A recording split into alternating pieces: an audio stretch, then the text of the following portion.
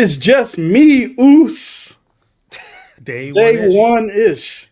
Well, it's not just me today. It's me and Zach from Zach Attack Reviews, and today It's we're me. here to talk about Mickey 17 in a very spoiler fashion. Spoilery. So, and we're gonna All the say this spoilers. a couple times just so when the folks come in, hey, listen, we're talking about spoilers now. If you haven't seen Yeah. the film, don't be coming up in here talking about some. Don't spoil it. I haven't seen the film. You saw the thumbnail, right? And I'm telling you right now. So it's your fault. Basically, is what It's I'm right. trying to say. It's right here too. So, oh, yep, spoiler review. There we go. So today we're going to have a lot of fun. We're going to be getting into Mickey 17, our spoiler review thoughts. We're also going to be talking. Can you grab the Oh yeah. agenda? Yeah. The agendas. So we're going to have a spoiler talk for Mickey 17. We're going to do our letterbox last four watched. I realized I spelled watched wrong. Sparking conversations. We're going to take two of the questions that I was given in my Sparking Conversations post, and I'll be answering those periodically throughout the stream. And Zach will also attacking Zach is a similar concept, and he'll be answering two questions throughout the stream randomly at different times. We will just say, "Hey, you know what time it is? It's time for sparking conversations or attacking Zach. Let's get into it, right? So, yeah, those are our four planned topics, but we may go off the rails based on your comments and based on any kind of discussion that we come up with. So, Zach, before we get started, how are you feeling, sir? I'm feeling good. I had a solid day at work. Ate some good That's always good. food. Didn't have any crazy day or anything like that, so that's always great. And I've been hyped about talk about Mickey 17 Same. ever since the movie came out to talk about it in a spoiler fashion because there's so much going on in this movie. There's a lot happening, and that's something that we'll talk about too. Um, yeah. So for me, this day has been hell. But what makes it better is being able to spend time with you, Zach, and with our listeners. I would not. I would rather not. There's nothing I'd rather be doing right now than this, and I mean that. I know the NXT roadblock is on right now, and hey, I can catch the replay because this is where I want to be, my Negro. Oh, So, yeah, I'm ready to talk uh, some uh, Mickey 17. some Mickey 17, and I have a list of questions that we Okay. can answer. I'm just going to use our formula live. So we can get into it in like a structured way and then get into some chaos. But yeah, Zach, I anything you got want to say to questions the and stuff people? for you too. I'm Oh, interested look to at see that. how you attack it. Yeah, how you Okay. spark it. You know what I mean? I Yeah. mean, yeah, I'm saying. So yeah, so yeah, let's get into it. Um, Yeah. So, first of all, Zach, when you walked out of the theater, what Yeah. were your first thoughts? What were your first emotions? You don't have to tell me details, but how did you feel walking out of the theater? I was very, very happy because this was one of my most anticipated movies for it feels like the last 2 years because it's been It delayed, was 2 years. Yep. delayed so many times. And Yep. I'm a Bong Joon-ho fan from Parasite and Snowpiercer, two films that I think are fantastic in my top 50 greatest films of all time. And I was just excited to see what he was going to do with Robert Pattinson and Naomi Aki and Mark Ruffalo and this all like a really stacked cast Yeah. of actors and this weird concept. I didn't know where the movie was going. I don't think the trailers really gave off where the movie was actually gonna go, but I was Well, hold interested on, in hold this on. weird. Yeah. Let's just get into feelings, Okay. and then Okay. I have questions for us to get into all that. Gotcha. Yeah. So Um, just to wrap it up, I was smiling a big ton leaving the theater, and I had a good time. Awesome. In this very similar fashion, I left very happy, and not only happy, pardon me, I'm getting sick. Um, I walked out of the door this morning healthy as a Yeah. lamb. The lambs are healthy, and I left work with a cold. I don't know how that happened. Nobody at my job was sick, so yeah. But yeah, Um, but we do have some comments in here before I go. Comments from Sully and comments from Oh, yeah, and Acres. Acres of Movies as well. Yeah. Acres says hello and thanks, Stacy. I saw an early screen in Mickey 17 at invitation of Bong Joon-ho since he's familiar with my work in various fields of production and marketing. I did not enjoy it. Oh wow! Oh, First of okay. all, that's dope that you got to go and see it. I didn't know you were Yeah, in the movie field, and it sucks that you didn't get to enjoy it, man. I know you saw like 4 movies over the weekend, so it's a lot. I think Okay. Stacy is a young lady. Yeah, sorry, she, Stacy. Um, Have you seen any movies together at the cinema before? No. no, we are not that far apart, but far enough apart. I'm in Philly, Yeah. Philadelphia, and Zach is in New York. Yeah. So it would be a trip.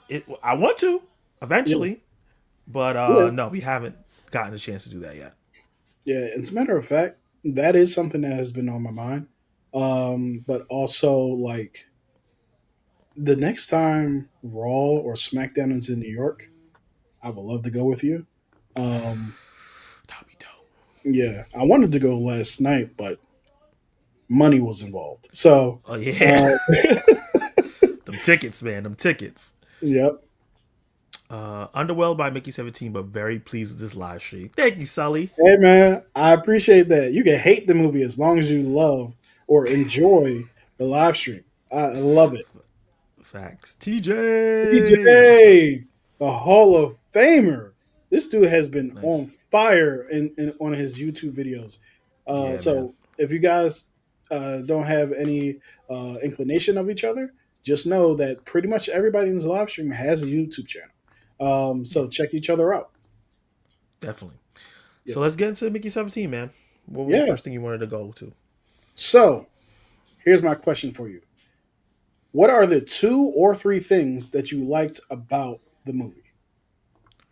So the first thing I have here, and I feel like this is something that everyone that's seen the movie, whether they like it or not, has said, is Robert Pattinson's performance. Yeah. He's slowly become one of my favorite actors alongside Lakeith Stanfield, Daniel Kaluuya, Timothy Chalamet. Those are probably my 4 favorite male actors.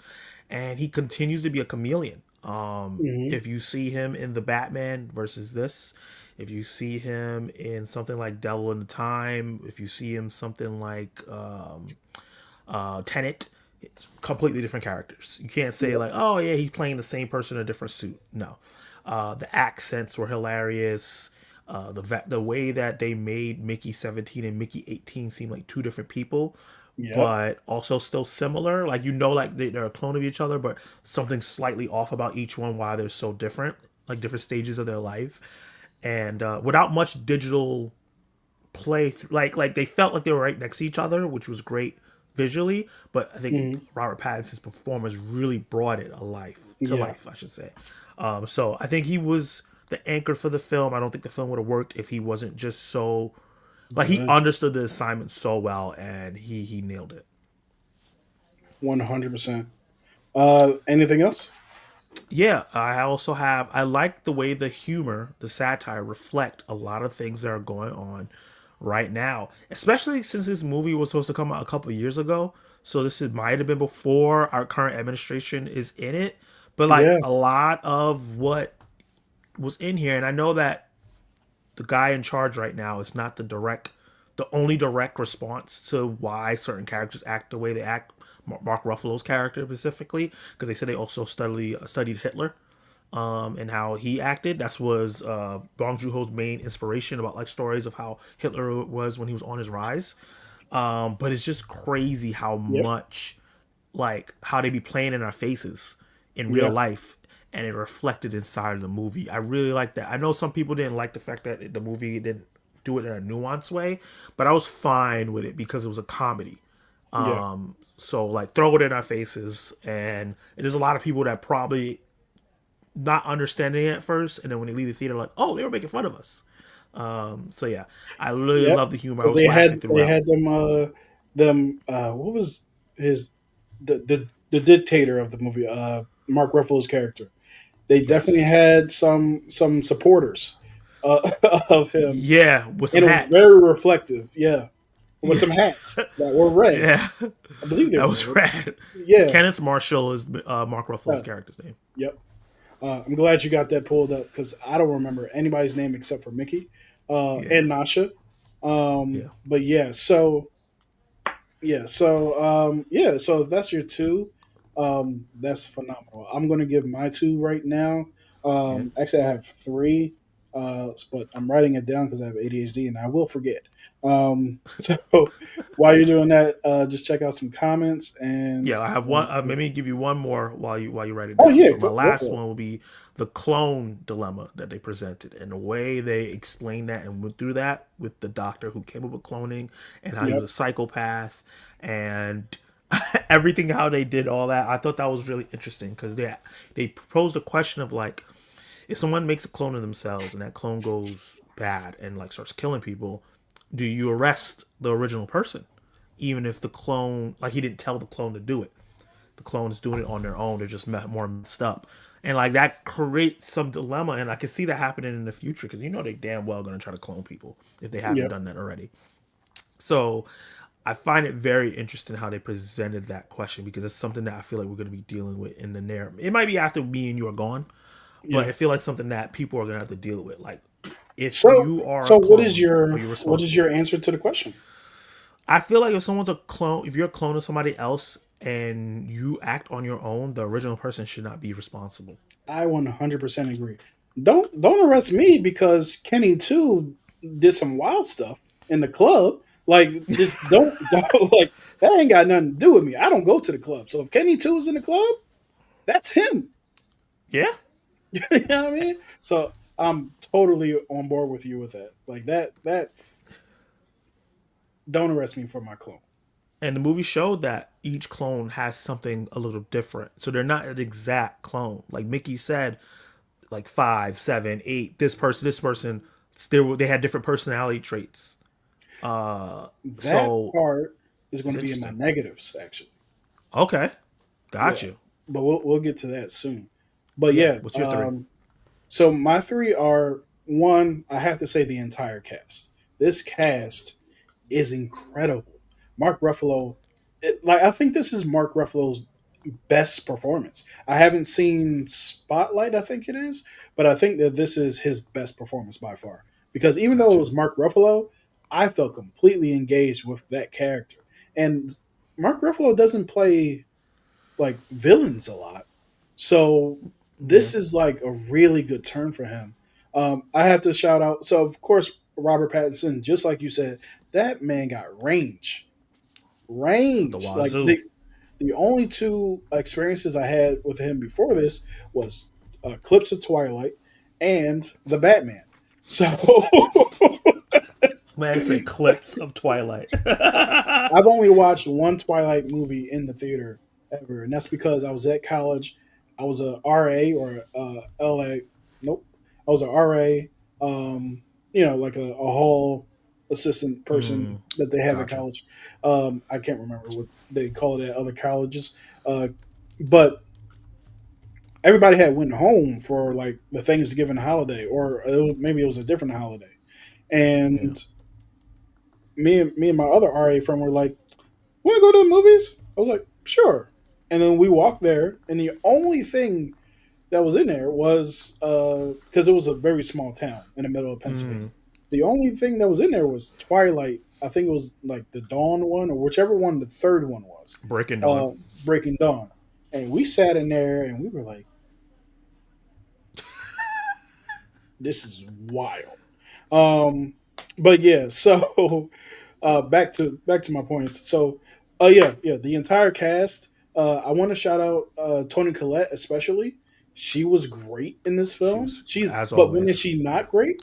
Yeah, Yeah. I'm still mad that she didn't get the Oscar. Not just a nomination, but the Oscar for Hereditary. Like she Yeah. deserved that. Um, Definitely. Number two is Trump and Trump Elon arc with Kenneth Bagwell or Kenneth Marshall. Marshall. Yeah, that entire thing for me, even more than Mickey himself, made the movie for me. It was Mm, so smart and it was done so well. And every time you came into a scene with them, you're like, this person's an absolute goofball. But at the Yes, he same is. time, like he's in power. And not only that, so he had like, I want to make this planet as white as the snow. And I'm like, I beg your pardon? Because all Yeah, of these some of that like, stuff was woof. yeah, when he's on the railway, not the railway, but the like the little scooter machine going Yeah. out after the creepers who were running Oh in yeah. circles or covering their mother. Like Yeah. when he's like, "Why isn't it working for me? Why does this not work for me?" Like and saying all this kind of stuff. It's like that's exactly what an entitled person would say. Yeah. Not to mention, like the way that he hooked the baby creeper and was holding it over the fire, and the way he was talking to his own staff. Like there was one point in the movie where it's like, uh, "Forget this scientist. Does anybody else have an opinion?" Right? And Yeah. it just showed to me basically like how dictators treat people. They feel as Yeah. though they are entitled to things. And actually, as a matter of fact, uh, the Apprentice, watching The Apprentice right before this, actually really helped inform my opinion of this because one of the things I actually said to you, Zach, was the way that people in power operate is when they are the abusers of people and someone challenges that and say, "Hey, you can't do this," they feel like they're the victims. It's like they can't do this to me. That like why are they saying no to me? I deserve all this, and I'm like, Yeah. He definitely was playing some victimhood in the movie, especially towards the end. yeah. So That's funny that you said that, but it's true. yeah, and it's wild. It's literally how dictators and people in power think. My third point, or my third thing I liked a lot, is the creepers. The creepers were awesome, and they were awesome because they were a subversion of what we Hmm. typically expect from, as Hope would say, big monster. Like they were a subversion of that because they were the kindest, cutest, cuddliest creatures, and it was, oh god, it was their planet. Like Yeah. at one point, I think Nasha says, maybe it wasn't Nasha. Like you talking about the aliens outside? We're the Where are the aliens. aliens? I'm Yeah, it was like, Nasha. what are we Yeah. doing? I was You know what I wondering mean? when someone was gonna say that in the movie. I'm like, you guys are not supposed to Right. be here. And that's a great parallel to colonization Yeah. and how people from Europe, way back in the day and today, will go into a certain country, gentrifiers in the modern day, and say, Yeah. hey, uh, what are these people doing here? I beg your pardon? like, like, I've been here. You just got here. And you think that you Yeah. own this? No, you out your mind. West Philly is full of gentrification. Um, Yeah. New but York as yeah, well. how cute the creepers were, how funny they were, and when they Hmm. started talking, it was even better. Like when they Yeah. had the How translator, intelligent they were. yeah. Yeah. And the best part for the creepers, one of the best parts, was the 52 fake out of um, the creepers like threatening to blow up everybody's brains, and it's Yeah. like, no, we That was can't. great. We can't actually do that. Do that. We were bluffing. We were bluffing, but the way they presented it, I was a little, you know what I mean. I thought for sure Um, it was gonna happen. Yeah. yeah, I thought somebody's brain was exploding, and I love that it didn't. You know what I mean? Because it's like that's really not our nature. But Yeah. And how would they know yeah, they'd be able to do that? Because right, they haven't interacted with anybody else before this. Well, and that's anybody the else that's not from the planet. Yeah. right. And my last point on the creepers was when they rescued Mickey 17, and he Hmm. thought the entire time that they were going to eat him. Yeah. Um, they were kind to these humans, these colonizers, if you will, and they were like, "Yeah, we saved you. Go on about your business. It's all No, yeah, good." leave us alone. But they mess with their young boy, Mm-hmm. and they was like, "Hey, we treated y'all well. You out here killing our young boys. We might we might have to smite y'all." Yeah. And what's interesting is, I think, is another interesting commentary on that is the fact that they were abused and would have rightfully. Your mom is hilarious. Would have Oh, abused. you heard her? Yeah, they were abused and would have could have rightfully just killed everybody because Yeah, they killed the young boy and hooked another one. But they didn't after yeah, they'll all of give it a that. chance. Yeah. And I have a point that I want to make later that might be worthy of a we listen and we don't judge, but we'll get to that. We'll get to that soon. I don't know if it's this point I'm about to make, but I think what you're talking about here and that whole interaction between the space traveling colonizers and those creepers. I wish we would have realized what the actual names were. That's a good point. What I like is that it was very reflective of the Spanish Inquisition and how they treated Native Americans, or just Americans, I should call them. Yep. And it was, they're kind. They didn't attack at first. They cared about. They only really attacked when they took one of their own. If you look through history, that is a lot of what happened when Yeah. they interact with each other. They were very welcoming. They were kind of like, "Hey, we'll give you some supplies. Leave us the hell alone." Hmm. That kind of situation. So I thought that was very, very interesting that they did that. But now that you mentioned it, you basically mentioned the thing I was going to say. Hey, Yeah. listen, do we have a graphic for we listen and we don't judge? No, not yet. I've been working on it. I'm We're trying going to to get find one. something. So I'm going to just say it. We listen and we don't judge. I was having a conversation with somebody on Sunday, and I was like, the creepers are black. Oh, okay. But even more broadly, just like you mentioned, the Native Americans and anyone else who has, and yeah, the Native Americans and anyone else who has been invaded, right? What happens? Exactly what you just talked about. We are kind to people. Black people are kind to everybody until you Yeah. fuck with us, right? Yeah. And I can't say all black because some of us be wilding, just like any other group. So I'm not Yeah. really sure why it's always heightened when we do it, but I am for damn sure.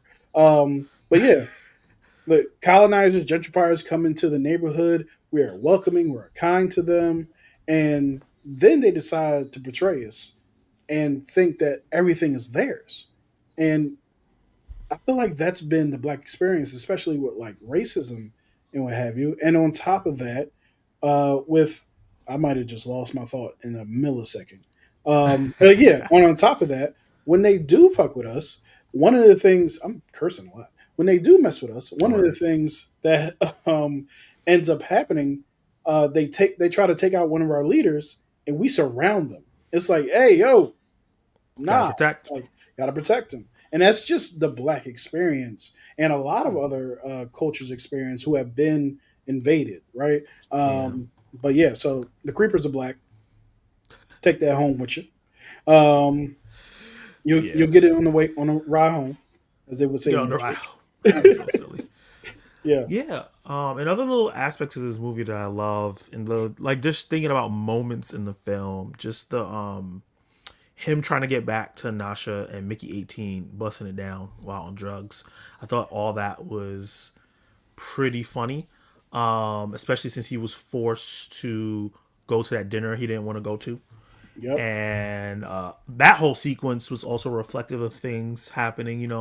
Talking about how they experiment yeah, on people who are vulnerable, yep, and sometimes don't even tell them that they're doing it. There's yeah, so many things throughout history talking about that in terms of like how people are getting experimented on. So I really like that they showcased that and made it uncomfortable, yep, because it's sometimes it's talked about in history, but it's not really doubled down on in a way where it makes you uncomfortable. It's like, yeah, they experimented on people. Let's move on. yeah. Let's get to some comments. Let's say, for Kenny, since he's in Philly, does he like the movie Blowout? Excited to hear the the Mickey 17 breakdown. Do you know about that movie? I don't. I've never heard of the movie. Mm. Yeah, that's not a movie I've heard of before. Oh, well, now you have a new Philly movie to watch. Yeah, The blue cats were given. I think he meant the red they were cats. Were blue. I think they were blue. the when Mickey was on Earth, they were red. Yeah. Okay. Yeah, yeah. I think they were red in the ship too, because it was a clear like MAGA hat. reflection. Like when I saw it, I was like, "Oh, this is on the nose as much as it can be on the nose." Right. Laser Michael, The he said, "I really don't care laser. much about spoilers, but I wanted to say, hey, Laser, Dark Room, what's up, man? How you doing? What up, Dark Room? Oh, Brandon, what's up? Yo, what up, bro?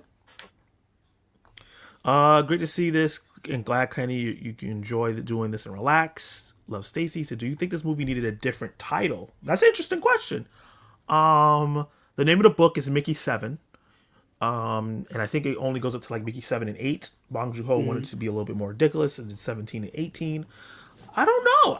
I wonder if the title threw people off from the film. Did they think that this was a movie that was a sequel to something that they didn't see? Like, because I see a lot of people, did I need to see Mickey 1 through 16? Yeah, that was a. You all right? Yeah. One of my lights fell. That was definitely a joke I've been seeing around, and Yeah. it is funny as hell. But yeah, I don't know. Like I feel like nothing gets to number 17. The I think the series has gotten that close is Land Before Time because every time I turned around for a long time, it's like they got another one coming out. Another one of these. Yeah, they got mad land before times. I hopped off Yeah, that train a while ago, and they still going. yeah, it's wild. So I don't think the title needs to be changed. I think Mickey 17 was catchy, and Yeah, it's about Mickey 17, so I think that it makes the most sense. and it was a unique Like, title. Like I don't hear titles like that a lot. yeah, I can never tell if she's hot or not. Talk about Toni Collette. Like, yes, whatever your taste is, you know what I mean? Yeah, I didn't care for Hereditary. Blasphemy, blasphemy. that's all right. But yeah, Tony not getting a blasphemy. nomination for her performance in Hereditary. Yeah, I know. Boils me to this day. I agree with you, TJ. 100%. Josh, Epic what's up, Tastic man? Joshua. What's up, bro? Glad to have Uh, you here. Very good point, Kenny. So true. Talking about what you were talking about in the beginning in terms of just the colonization and gentrification. Yeah. Have not seen this movie, but I saw First of all, what's up, Collective Movie Man? What's up, Have bro? not seen this movie, but I saw Last Breath today. It was very good and kept me on the edge of my seat. You saw Last Breath. You talked about this when Yeah, we did I our think January pretty or solid February. movie. Yeah. Yeah. Geekly Goods. What's up, man? What's up, bro? Happy to He have said, you I'm gonna here. be in and out. I haven't seen it yet, but want to drop by for some support. Appreciate that. Appreciate it. The Inquisition was something different. I think you mean the Spanish. Yes, conquistadors. Yep, yep, yep. Conquistadors. The Spanish Inquisition occurred in Europe mainly, and the conquistadors conquered the New World. It's an entirely different event from then. Oh, okay, gotcha, gotcha. I don't know my history. I was just saying words. We be wrong sometimes. I know. I agree. Point Zach. Agree for sure. Um, is this a top tier Tony Collette performance? I can't When say co- that. yeah, when compared to Hereditary, this is an okay performance. And yeah, If you ever seen the show United States of Tara, that is a top tier performance for her, where she plays someone with multiple personality disorder, and she plays it oh, really well. what? Yeah, I she plays a she little was girl, older lady, a boy. she Yeah, would and smoke that. she smoked it, and it was like showing how it affects her family, her husband, Hmm. because sometimes he's like, yeah, let's get it on, and then she turns into a little girl, and he's like, okay, I can't do this. For sure. That would be a terrible Uh, predicament. And I hey think Zach, I just said got her done with my performance live was stream. yeah. Huh? I think I said her performance was solid. It's still great. It's not solid. Yeah, It's a great performance. It's just not it's definitely a good performance. one of her best. You know what I mean? Yeah, I just don't think. I think it was so one note Yeah. that she didn't get to have one of her best performances. I think that, but it was meant to be. They both were meant to be one note characters, Yeah. and went on little tiny arcs. Okay, Yeah. Some of those arcs were like, oh, that was another thing. Toni Collette also showed the exact same her character showed the exact same indifference towards others and yeah, other creatures as her Kenneth Marshall, yeah, Marshall did. yeah, her Because husband, when she brought in the creepers, and the first thing she does is, I'm going to cut their tails off and make sauce out of it. And I'm like, Yep. you don't even know these creatures, and you just out You don't here, even know what that is. Yeah. right? Also, you don't know what that is. It's like you just making sauces out of things. That shit Um, was nasty. yeah. Which honestly, I often think about like, and this is a the sidebar. I often think about who was the nigga The first. who tested the grapes to be Me like, too. I died, Albert Albertine died, right? But so we know not to eat those. But Samuelson, he ate this berry and it seemed pretty good, so we're gonna go with this one. Um, and the There's funny a thing lot is, of that in history. if Mickey 17 was doing it, he would have tried both berries. That's true. He's like, ah, I'm Yeah. gonna be reprinted anyway. hmm So Uh, yeah, let's get in some of the dislikes. yeah. So I have the exact same question in reverse, which is, what are two or three of your dislikes about Mickey 17? Yeah, so I got three quick ones. It's not much that I dislike about this movie, but Kai, which was the girl that was crushing on Mickey, Yeah, huh? the with the accent, I Say really it liked now. her character, but I didn't like that she just disappeared in the third act. She disappeared. I felt like she was going to have an arc where she does something because it's like she was attracted to Becky. Then they were trying to make her the one that they breed kids with, and I thought that was gonna come back somewhere. They never really turned back on that Yep. aspect, but I thought she was gonna come and help or like realize, oh, like I'm following along with this, like because she was just like, why are you doing this to Mickey? You know, and when he was being tortured and experimented on, and then she was just like, don't worry about him. And in her head, I felt like there was like a turn. Like, do I just subdue to what this higher person is saying for me to do, or do I realize my humanity and help my fellow human? Yeah, he's a clone, but he's still human.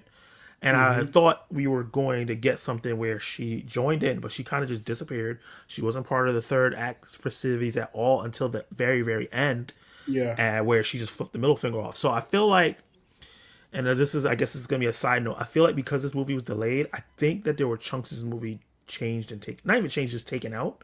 I think she It had definitely more to feels that way. do in the third act, and I think WB was just like, you got to shorten this movie down. Yeah.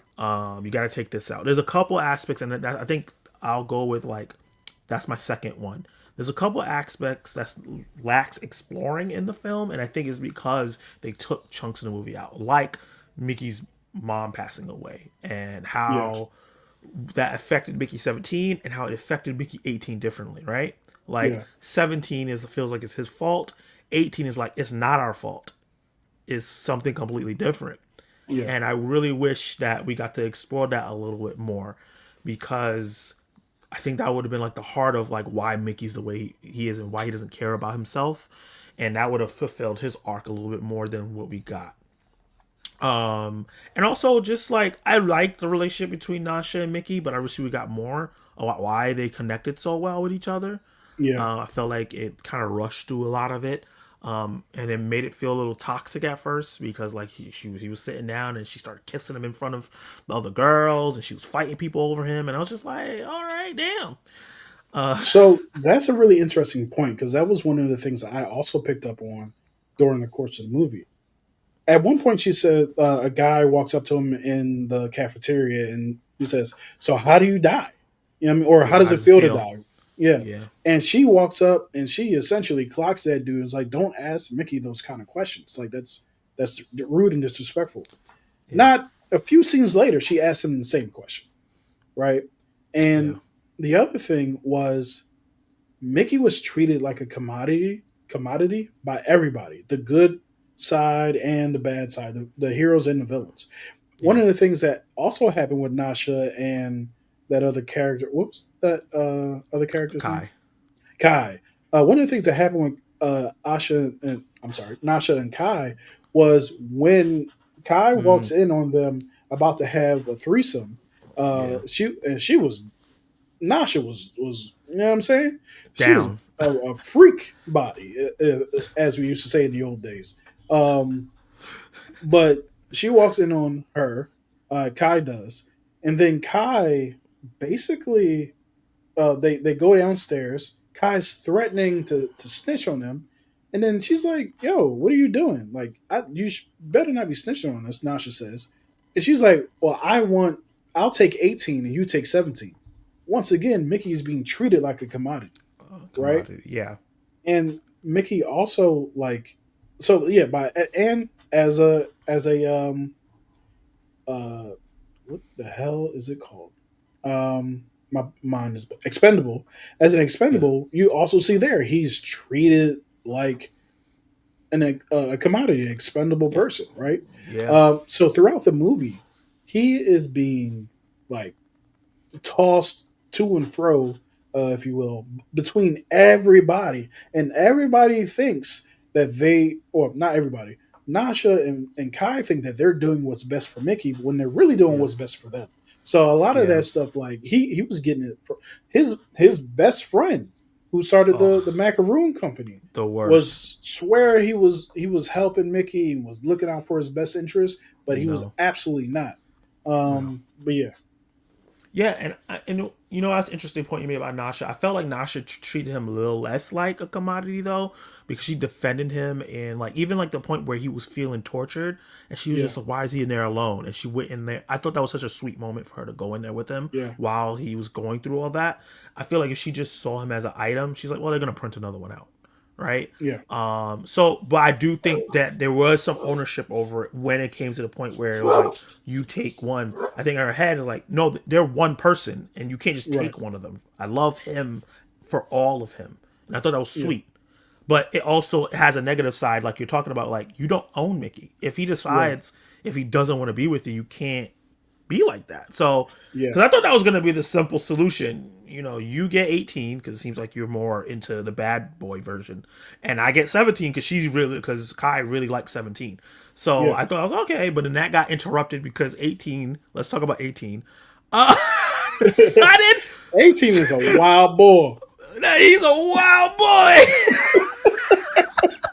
The way he was just like, you know what, you can stay here. I'm gonna go kill this motherfucker. He was so, it was like him, it was like your inner self looking at you and it's like, how pathetic, like this is me, like you're so Yeah. soft. Yeah. It what I liked about the change between 17 and 18 is that this version, it seems like each time he got reprinted, some character development happened, like something happened to his personality. And I felt like from 17 to 18, all the trauma that he went to finally caught up to him, and that was 18. And that's why he was so jaded. And I think he reflected, so a lot of this, the themes of this movie is how the working class and how the poor, you know, they fall into this trap of like artificial slavery and going through the spinning wheel and working and being tortured and experimented on, and happens for years and years and years and years. And for Mickey, it's happening for a long time. And then eventually someone of the generation goes, I'm not doing this no more. And Yeah. I feel like that's what Mickey 18 represents for Mickey as a whole. Like he represents decades or years, because I don't know how long this was happening to him. It probably years. Yeah. Happening to him. And Mickey 18 was the one that was like, we are not like we're not doing this anymore. Like I'm tired of this. Let's go kill these people. We don't have to do this anymore. And I thought that was really interesting because even the way they process the trauma, Mickey 17 processes drama is like, I killed mom. Mickey 18 is like, nah, it was not our fault. It was a malfunction. So like even the way they saw it is like there was some growth in his psychology in between that. So I thought that was very interesting.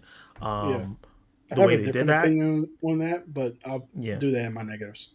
Yeah, and my last negative, I know I just went to a positive, but my last negative is I felt like the ending dragged just a tiny bit. I was like, Bro. okay, what Yeah. are we doing? Land the plane, mom. Land the plane, and they did. The ending wasn't bad, but it could have been better. It could have been shorter. It could have been cleaner. Yeah. It could have been stronger. But yeah, it definitely dragged a little bit. Like when I thought the movie was gonna cut to black, it just kept going, and I was like, oh, okay. Yeah. A lot of movies do themselves a disservice by doing that, for sure. Yeah, Yeah. but yeah, you'll go. Your turn. All right. So I have two, but it's a lot in those two. Okay. The first thing I'll go to is pacing and editing. Like Mm-hmm. there are times during this movie where it feels entirely too slow, Mm-hmm. or there's just more of something that there needs to be, such as, and I know people may feel differently. Well, people feel differently about everything, but when they're showing the cycle, that montage of Mickey being printed, at one point I was like, "We get it. Mm-hmm. You can stop doing this, right?" Some like Yeah. they were showing the different deaths and stuff like that, and I was cool with that because that lends to the plot. But when they were just showing Mickey's being printed, I'm like, you could have cut that because the only thing that's important to me is the different ways he died. So there were so many times where I was just like, we could have cut this. Another thing we could have cut in service of some more important things, I felt like was the whole mob boss angle, right? Not Mm-hmm. not it being the reason that they get off the planet because that makes sense to me. Yeah. But at the end, when the mob guy just shows up, I was like, why are we I doing didn't need this? that. Yeah, It just feel just like they was like, well, cut it. Steven Yeun's kind of big. We need to have something. Yeah, and I was just It's like, like, I don't think this is necessary at all. And it was cut in service of one of my other negatives, which is Mickey 18. Not him, but how we got there. Yeah. So and also the thank you. Also, the other thing I thought could have been cut when we're talking about pacing and editing is the flashback that we had with Tony Collette's character at the end of the movie when he's like looking mm-hmm. at the red button, and we go to a flashback of Tony Collette printing out another Marshall. I'm just Mm-hmm. like, we could wrap this up. We literally could go from him contemplating about the button to him pressing it, and I would have been fine. I don't Fine. need that many Yeah. flashbacks, right? Oh yeah, Yeah. the flashbacks. Also, if because of this, certain things were left off, I thought, which was Kai just being gone, right? Yeah. The mother thing coming up, but then not showing up until the very end. Yeah. I was just like, and even Mickey 18, like it's not your fault. So we'll get into Mickey 18 now. But first, we should get to Cal's comments real quick. Hey, Kal Daily. I haven't heard from you in so long. I'm hoping you and your family are good. I know you're going through some stuff. Appreciate you being here, dude. He said, Zachariah for the movie committee representative, one term though, because he be wilding on older films. We're going to be talking about that a little later because we got a attacking Zach question. Salute my brother, and hey, all else. Salute to you as well. And he said, thumbs up, my dudes. Appreciate you, man. Appreciate you. Yeah. So Mickey 18. Yeah. Did I enjoy that character? Yeah. Yes. Did I like how we got there? No. Okay. Part of the things, uh, and it's for a few reasons. I'm kicking stuff under my desk. It's for a few reasons. One, unlike you, I really didn't like the how Mickey 18 just kind of arrived, right? And Okay. like my thing was, okay, so the creepers saved Mickey 17. Mm-hmm. He shows back up. Mickey 18 is just there as a completely different person, right? Or not different, but a completely different type of Mickey 18. And I'm like, hold on, when did this happen, right? And then you explain, oh, Mickey 5, Mickey 7, they were all drastically different. You didn't show me that. Yeah. You didn't Guess we'll show me spend that at time on that. all.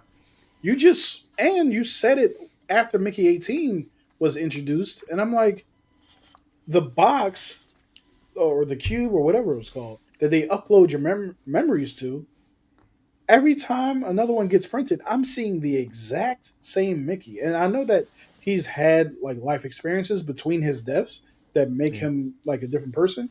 But Yeah. I felt like it was a stretch and a leap to for 18 to be so different, like so different from Mickey 17. It was just like it was jarring. I'm like, hold on.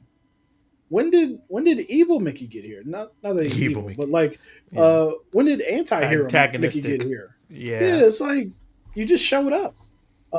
And part of that, yeah, a lot of that was not supported well. Now, did I when after that did enjoy the character? Yes, I love the fact that when the cube was destroyed, he like them knowing that if they die again, they won't come back, right? Yeah. And Mickey 18 still sacrifices himself for everybody else. That Yeah. was a choice, knowing that he didn't have a way back at all. Mm-hmm. But at the same After he time, originally was gonna kill Mickey 17 so he could have stayed alive yeah, because he was but very selfish up until that point. yeah, but at the same time, it's like, wait, what do you mean make another you? Because the way I see it, you're so different from Mickey 17 that how do you know you're going to be another you? Because Mickey 18 was apparently not you at all, right? So, yeah, that was something that really bothered me. And I think that as I was talking about the pacing and editing, when we talk about cut the flashback with Tony Collette at the end, cut the amount of time you spent on printing the printing montage, and also you want to cut those things so you can actually explore and make other things make sense, right? That Yeah. time that they wasted and the mob balls that popped up at the end, that time that we wasted could have been spent on establishing how Mickey 18 arrived, because he just showed up, right? So Yeah. those are two of my biggest points. Yeah, and especially the mom thing. Like, you told me how he got off, why he got off the planet. You never need to address it again because you told us why he got off the planet, right? It's like, Yeah. how many movies have we seen was like, I left because of this crazy shit that was going on, and it never Yeah. comes back up because that's not the point of the movie. The movie. Yeah. Yeah. So I have a question for you. What's up? Actually, Kal El has a question for us first, and then I'll You ask. said, did Mickey DS get a product placement? Mickey DS get a product placement, and was Mickey Rourke a final boss? I'm not sure what Mickey DS is, but Mickey Rourke was not in the movie. But that would have been pretty funny Yeah. if like an old ass Mickey just like, oh, I'm so tired. Just Mickey Yeah. Rourke. So here's a question I have for you, and I know that you had questions as well, but this Yeah. one I'm gonna ask you, which Yeah. is, Go ahead. do you think this movie was trying to balance too many plot lines? Yeah. That yeah. When I did my non spoiler review, I think that was one of my main things of it trying to do too much and in a comedy setting. Yeah, Because you said all those things you're talking about taking out and exploring, then it would completely change the tone of the movie with it being this, like, even though there were scenes that it took a little time, with it being such a funny movie throughout. I think his intention was to just make us laugh and not make us go too deep into it, to introduce those things in a funny manner so you can dwell on it, just like how we did. We just brought up a whole bunch of things about colonization, gentrification, and all this stuff that the hmm, movie put in our mind, and what the creepers represent and all that. But I don't think he wanted to go deep into it. So I think with his intention, the movie was just supposed to be funny while introducing a bunch of different things. But I do think that for the movie, with the runtime it had, I think there was too many things. Because, like we said, Kai came in. They had this whole thing about her being bred for, and the white nationalist aspect of it that was in the movie that kind yep, of gets faded away too. And then it just, like, she just disappears. Like, you know what I'm saying? yeah, That's another thing that they had in there that it kind of put to the side. So it definitely had too much. It was juggling at the same time, but hmm, also, like, I understand why it was like that because it was a comedy. If it was more of a sci-fi drama, then I'd have been like, okay, well, this failed at doing the dramatic aspects because it was yeah, doing too much. But the fact that it's a comedy, I'm like, I can give it a little bit more grace in that. hmm, yeah. So we got a question from Acres of Movies. Oh, Mickey D's McDonald's. Oh, Mickey McDonald's. D's. Yeah, you definitely should have said DES because I thought you said DS like a Nintendo DS. No, McDonald's product placement. That would have been funny though. I think it would have fit Yep, within the theme of the film. yep. What do you prefer, Edge of Tomorrow, in regards of comedy, action, both different aspects which you judge best? Edge of Tomorrow or this? I don't think Edge of Tomorrow is a comedy. I think that No, was like a I don't think sci-fi it's. action drama. Yeah, I ooh, do I which one? I think both those films are great. I think Edge of Tomorrow is better I would because say the so. plot it's not as messy. It's more Yeah, concise. I don't think there's any performances in Edge of Tomorrow that's as good as any of the performances in Mickey 17. I also agree. But the action is as good. I think they both look great in different ways. Yeah, Yeah, they're very very different movies. It's hard to compare them, but I think I like Edge of Tomorrow more. But I think maybe Mickey 17 might be more rewatchable because it's so funny. yeah, How about I'll you? give it that. Ditto. Basically, this movie Yeah, is hilarious. And I really enjoyed. I had a good laugh every few minutes with it. yeah. But yeah. Okay, so there's some like lingering questions that people have had about the film. I want to ask you and see how you feel about them. Mhm. Um, how do you feel about how they talked about like we kind of touched on this like Mickey's mom? What do you think like the point of that for the plot was? I felt like that the point of well, so the point of it for the plot was twofold. One, getting to the end and him being afraid of pressing a red button, and in my opinion, because Nasha was standing up there and he didn't want to press his button that could kill somebody who he loves again, right? By Okay. pressing a red button. Why did I Um, even think of that? yeah, Whoa! Oh, I didn't even think about that. That makes total sense. yeah. That So, just elevated the movie for me. so yeah, I found that to be a good part of the reason why he's as like meek and careful as he is and self-deprecating. To like this man said when the aliens were trying to eat him, I guess I'm not tasty enough. Do you realize how much you have to not like have belief or confidence, or how much you've been beat down by others and yourself to just like, oh, I guess I'm not tasty enough. And he was sad about it. He was like, there's another person who doesn't see any value in me. Yeah. They don't even see value in killing me, eating me. So, but that's beside the point. I would have liked if we cut some of the things that like I was talking about Yeah. for exploring more with his mom, Yeah. and it not coming up later when Mickey 18, which I also had a problem with, says to him, "It wasn't your fault that the button was pressed." I'm like, you're supposed to be a clone of the previous person. How is this dude so different? If they would explain it, I would have liked it more. But that's the only time it comes up, and then it comes up when he was pressing the button at the end. I don't think they invested enough time in the mom thing. The mom thing. Gotcha. I Yeah, agree. I agree. I wish we got a little bit more in that. I wish, like I said in my review as well, wish the movie slowed down just a tad bit to get into yeah, those things, while still trying to find and make it funny at the same time. yeah. How do you? So this are two questions people had, and it says, do you think they're gonna be okay on Niflheim, and do you think there's other life forms other than the creepers on that planet? It's an alien planet, so you never know. But I feel like more than likely there are some other creatures there. Because I don't know a planet. Well, we only have one planet with life on it that we know of. Yeah. That I only know Earth. So Earth has thousands. I'm sorry, millions of different creatures and yeah, all types of shit. So more than Most likely, likely. Yeah. yeah. And do I think that they would be okay long term? Um, it's possible if they learn to live in harmony with the creepers, because the Yeah. creepers don't seem to be bothered by them being there. Just don't fuck with No. our kids. Um, Don't fuck with us.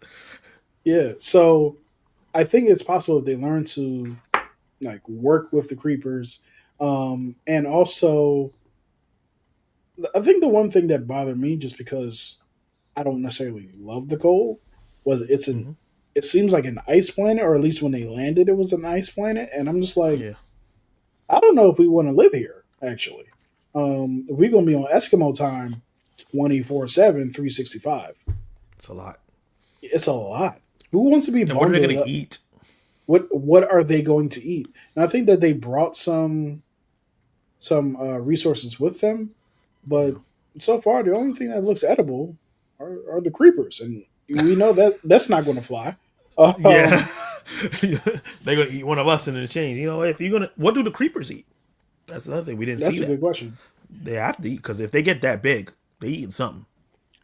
Honestly, they might be vegetarians, if you will, That's true. because we know That's some true. like cows are big as hell, and they all they eat is grass. You know what I mean? That's true. That's true. Yeah. Uh, so yeah, if I were to put a percentage on it, I would say there's a 40% chance of them surviving the situation. This is a funny question. First of all, what's up, Day What up, Savvy? Welcome to the Ace? live stream. He said, "What was the lady's obsession with sauces?" I'm gonna be honest. I feel like she was a caricature of a trad wife. Yeah, That wife that is stay at home. The woman behind the monster. She plays that character, like because a lot of times the monster's the man. It's the one that's in the history books. But a lot of time there's a woman right behind them, putting the battery in the back, giving them the ideas, and pushing them in that direction because they're a buffoon. remember there were several times when she turned and talked in Kenneth Marshall's ear about Yeah, what he should do or something. And yeah, exactly. So I feel like it was that traditional, you know, they're always cooking trad wise in the movies and stuff like that. Got the apron and they're cooking. They have different sauces and they're making all these different foods. And I think she was like, "Oh, I got a new one," because they're so far from Earth without the supplies and stuff like that. She found something that make her feel superior. Like I think that's what they were playing off of, yep. and really just doubling down on it and how ridiculous it is.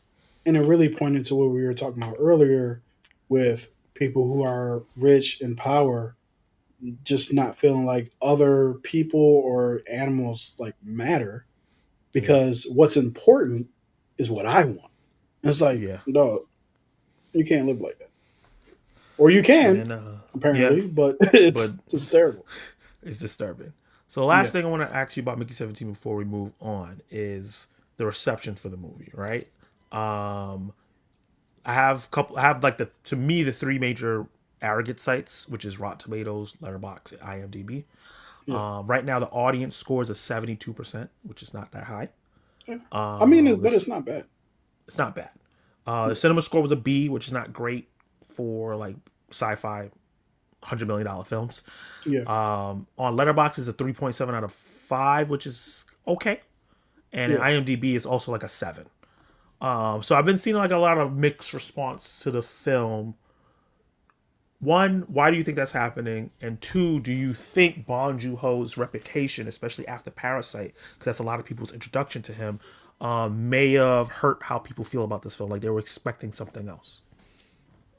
I think it depends on the type of, just like with comic books and Star Wars, maybe not Star Wars because that's a little bit more accessible in the culture, but things like Yeah, comic book movies or horror movies or what have you, like the general audience who goes to these movies mostly, and typically yeah, it's because I saw a good trailer.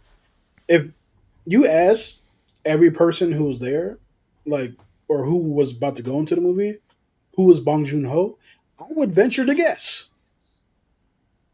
there's a they may not know handful, this. and there's mostly you'd be like, I don't know, I just saw a great trailer, right? Um, yeah, so I think it received that reception because of that. Now, I do know that there are some film buffs, some even in this chat, who do not like this movie, like at Yeah, all, and which is totally fine. But I feel like this movie is much more enjoyable to people who are like cinephiles, who like studies, like who really put a lot of thought into like how they feel about a movie. yeah. And that's not to disregard like general audiences at all. Audience, yeah, You go, you don't have a good time, you ain't have a good time. There's nothing. and It's that's not that it. I'm gonna say it. Yeah, that's it, right? So yeah, I think part of that is most people who go to these things are general audiences. Few are film buffs. There are a few film buffs that go. Um, and do I think that it'll impact? Oh, do I think that? Parasite harm this film? Yeah. I would say no. Okay. Well, it depends on who you're talking to. Again, if you're talking to one of us film buffs and stuff like that, maybe. But if you're talking to the general audience, I don't think they know what Parasite is, who directed it, and who was in it. Because, as a matter of fact, check this out. I said that Bong Joon-ho was 2-1 with me with the movies I saw, right? Because my Yeah. friend has seen all of his movies and said, "Oh, they're all great." I love Parasite, and it was another one that he did. Uh,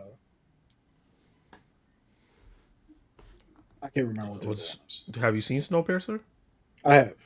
Okay. Did It was, you? but it What was, about it was a. Okja? I Okja? have not seen Ocha. The Yeah, Host. let me Google Memories of a Bong. Murder.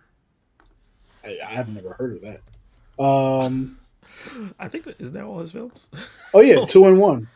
Oh yeah, that was including Mickey 17. So I was like, yeah, I seen Parasite and I seen Mickey 17. I also saw The Host and did not like that movie. Okay, The Um, Host. Yeah. Okay. However, I was like, oh, when I was looking this up, I saw Snowpiercer. I'm like, he directed Snowpiercer? I had no idea, no idea at all. For Gotcha. some reason, I thought a black person directed it. I have no idea why, but I don't know. I thought like uh,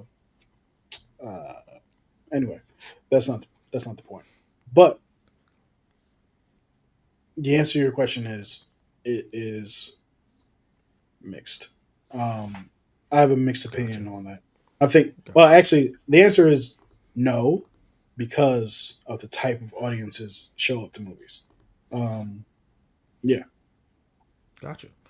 Okay. So I guess let's give our final thoughts on Mickey 17. I'll say and with all the faults, I had yeah, so much fun. I got so much out of it. I loved so many performances that I feel like are gonna be very, very memorable. I think yep, Naomi Aki, especially, is 2 for 2 for me in the two movies I've seen her in.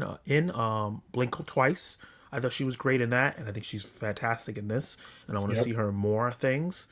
And yeah, I ended up loving the film. Something that I'm gonna buy on physical media, something I'm gonna watch again to check it out again and see if I feel the same when I watch it again.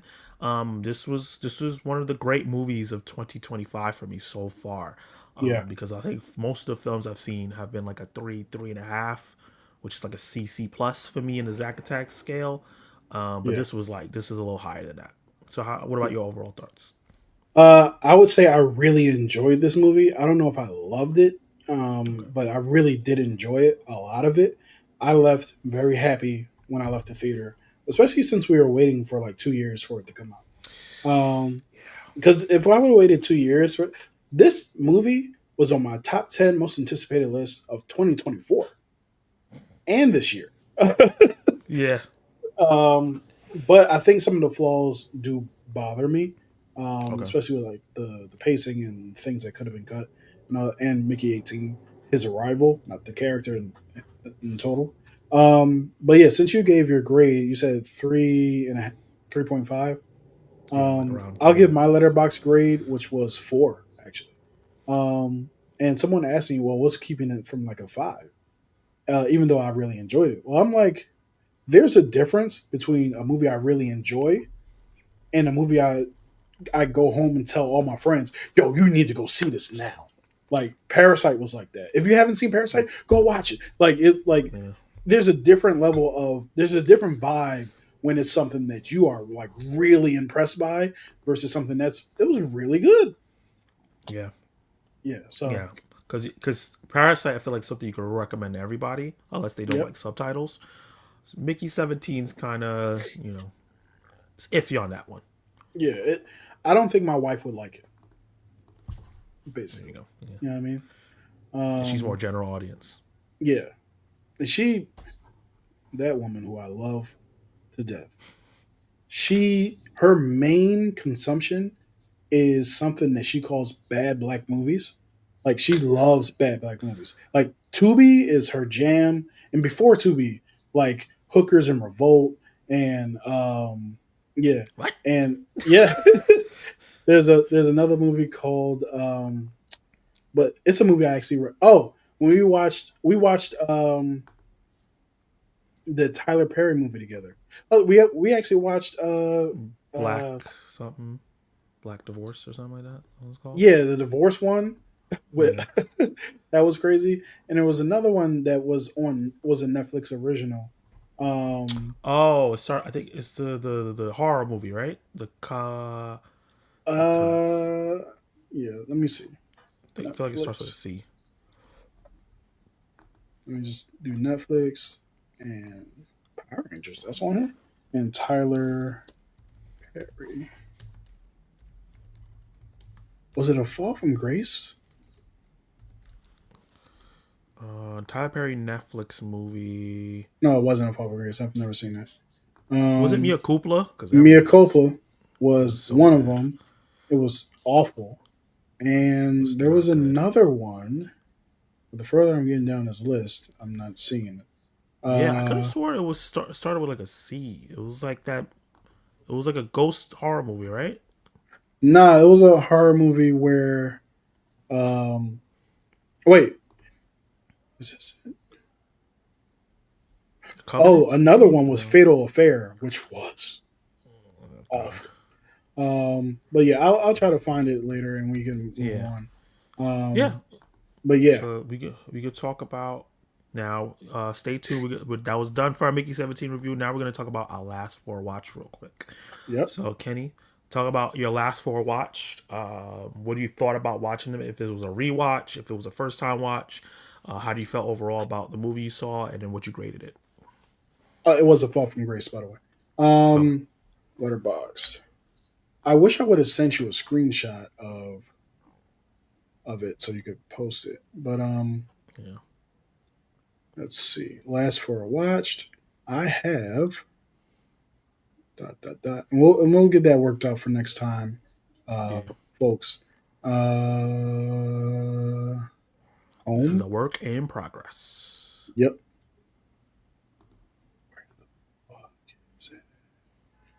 Profile. All right, here we go. So my last four watch. I had a pretty good week. So last thing I watched was Novocaine. I watched that on Saturday at Hmm. the pre screening or the fan screening. I enjoyed Novocaine. I gave it 3.5 stars. I think it's a really fun but flawed as hell movie. Um, actually, you know what I was thinking while I was watching the movie? Yeah. This movie is the movieest movie I've ever seen. Like it The just it movie is a just movie. it just does the tropes and it does other things where it's like, oh, this is a movie. Like this is not real life. And I'm not talking about Novocaine. I'm talking about some of the other stuff that happens in the movie. It's like, oh, that is a movie thing to do. But I had a good time with it because I let it go. Like I was like, oh, we in a movie. You know what I mean? It's like it's your UPN movie that, or sorry, not CW, but yeah, your UPN movie that comes on and you're like just watching it and it's ridiculous kind of, but you're just like, I'm loving this. Um, Yeah. what I watched before that was Fatal Attraction. It was the first time I saw it. Me and my compadres do something called Russian roulette. Nope. Do something called real roulette. I was like, what? You out here doing Russian roulettes? we do a thing. I was like, no, me and my pals do not do Russian roulette. My luck, I wouldn't be here. So Fatal Attraction, I watched for the first time. It's from 1987 or 78. Let me check. 87. Yep. It's got uh, Michael Douglas, and Glenn Close. The movie's really good. I gave it 4 stars. After I watched it, I will tell you that Michael Douglas's character is one of the dumbest people. I was trying not to curse. That I have ever seen in movies. His the wife character, is so much like hotter than Glenn Close. Not to mention she treats him very well. Like when he I don't know if y'all know, like he cheated on his wife with his woman and with Glenn Close's character, and Glenn Close was like, "You can't just treat me like this." It's like I thought you knew what this was. Nope. She starts stalking them, showing up at their house, calling constantly. It's like, you need to come see me or I'm going to tell your wife. She claims that she's pregnant. She kidnaps their daughter from the school. Uh, Yeah, like, she's doing all she's this doing a lot. stuff. So, yeah, she's doing way too much.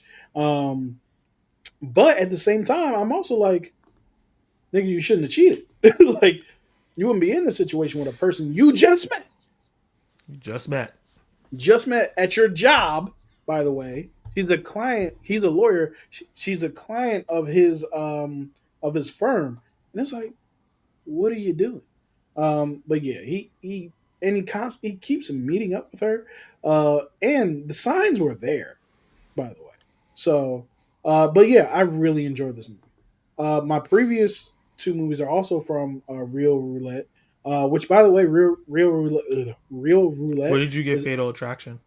How many stars? four. 4 stars. Okay. Yeah.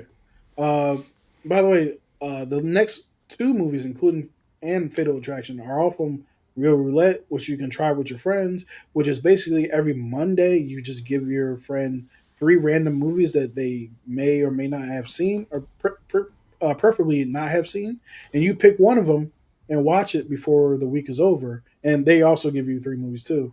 And yeah, and then you basically say, Talk about "Hey, it. this is good," or this was not my cup of tea. This is Um, Garbaggio.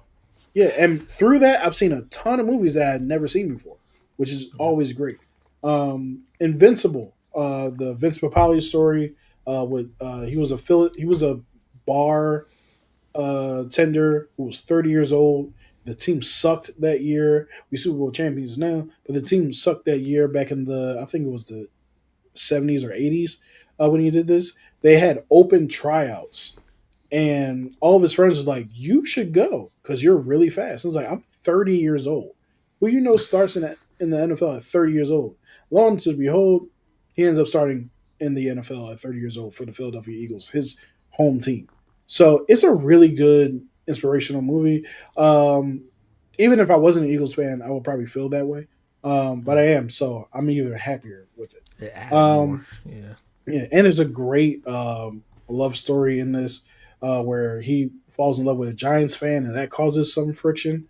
So yeah, and the last one was John Carter. I'm going to say John Carter uh, from Mars From or of Mars. Mars. Yeah, which that should have been the entire title. I don't know why they just cut it down to John Carter, John Carter. but I Yeah. really enjoyed this movie. And I don't Yeah. have it ranked. Oh, I'm sorry. Invincible is 3.5 stars. I really enjoyed this movie. I didn't give it nearly as high as a rating as the other two because it's one of those movies that are is not the greatest thing you've ever seen, but it is entertaining. You know what I Yeah. mean? Like I was entertained throughout. Now, I think a lot of people have said it's underrated. I kind of agree with that because anything I heard about it was like, this joint's trash. It's not. Yeah, Nah. and yeah, so I gave it 3 stars because I did enjoy it. But it's definitely not like an above average movie, and it's definitely not a great movie, right? But it was entertaining. So that's my letterbox last four watched. Gotcha. My first of all, that's a you went down like a great list. John Carter to me is underrated as hell. Fate Attraction is a classic. Yep. I haven't heard about the Philadelphia Eagles film, but I like the Hmm. premise. Yeah. And then Novocaine, Novocaine we both saw. Hopefully Yeah. get my review for that out by Weird Thursday, thing about maybe. Invincible, Yeah. it stars Mark Wahlberg, who is from Boston. Oh my god. But With a Boston accent? what I I don't know a Boston accent, but Well, how he usually talks is well, but it's his accent. Did he yeah, I don't speak think in he his normal way he changed. does? No? Yeah, I don't Okay. think he changed anything. He was just him. Okay. Gotcha. Yeah. So my last four watch, the first one was Die Alone. This was a movie I got a screener for. and it came out on limited edition DVD and Blu-ray this past Monday. Hmm. And it was a very unique zombie film that I've never seen before. It is a guy who has amnesia during a zombie Okay. apocalypse, and he Oh. wakes up Oh after no. a car crash, Oh no. and he doesn't know where his girlfriend is. So he's searching for her, and he runs into what's the homegirl name from Matrix? Um. Um, Trendy. Her name is Carrie Ann Moss. Carrie Ann Moss, who's been in this for a while, and she starts like taking him in and saying like, "I'll help you find your girlfriend," while trying to get away from zombies and stuff, and humans obviously. Yeah. And at first, it feels like it's the stereotypical, people start coming together, fighting zombies, trying to survive, movie with somebody that has amnesia. But then halfway through the movie, it turns into something else, and I felt like it was like a really refreshing take on the zombie genre. So I had Yeah. a really good time with that. It's on digital for you to check out, and they also let me know that you can get a limited edition Blu-ray and 4K if you're interested in some physical media, which we're actually going to be talking about physical media a little later. And I gave that 3.5 stars. It was like a 2.5 for a long time because it's very low budget. But the story rose above the low budgetness because Carrie Ann Moss is Hmm. really good in terms of her acting, and Frank Grillo's in this as well, and Oh, he's I like really him. good as well. I like him a lot. Everyone else you can tell is not either not as experienced or just doesn't have the presence on screen, including the main Hmm. character. But Carrie Ann Moss and Frank Grillo really elevate everything. Real quick. Hey, what up, Jason Entertainment? Glad to see you here, man. Hey, what's up? I We'll get to can't your wait to questions. go. Oh, sorry. I'll Go do ahead. this real quick. Can't wait to go watch Mickey 17. Haven't seen any trailer so far. Don't even know the story about it.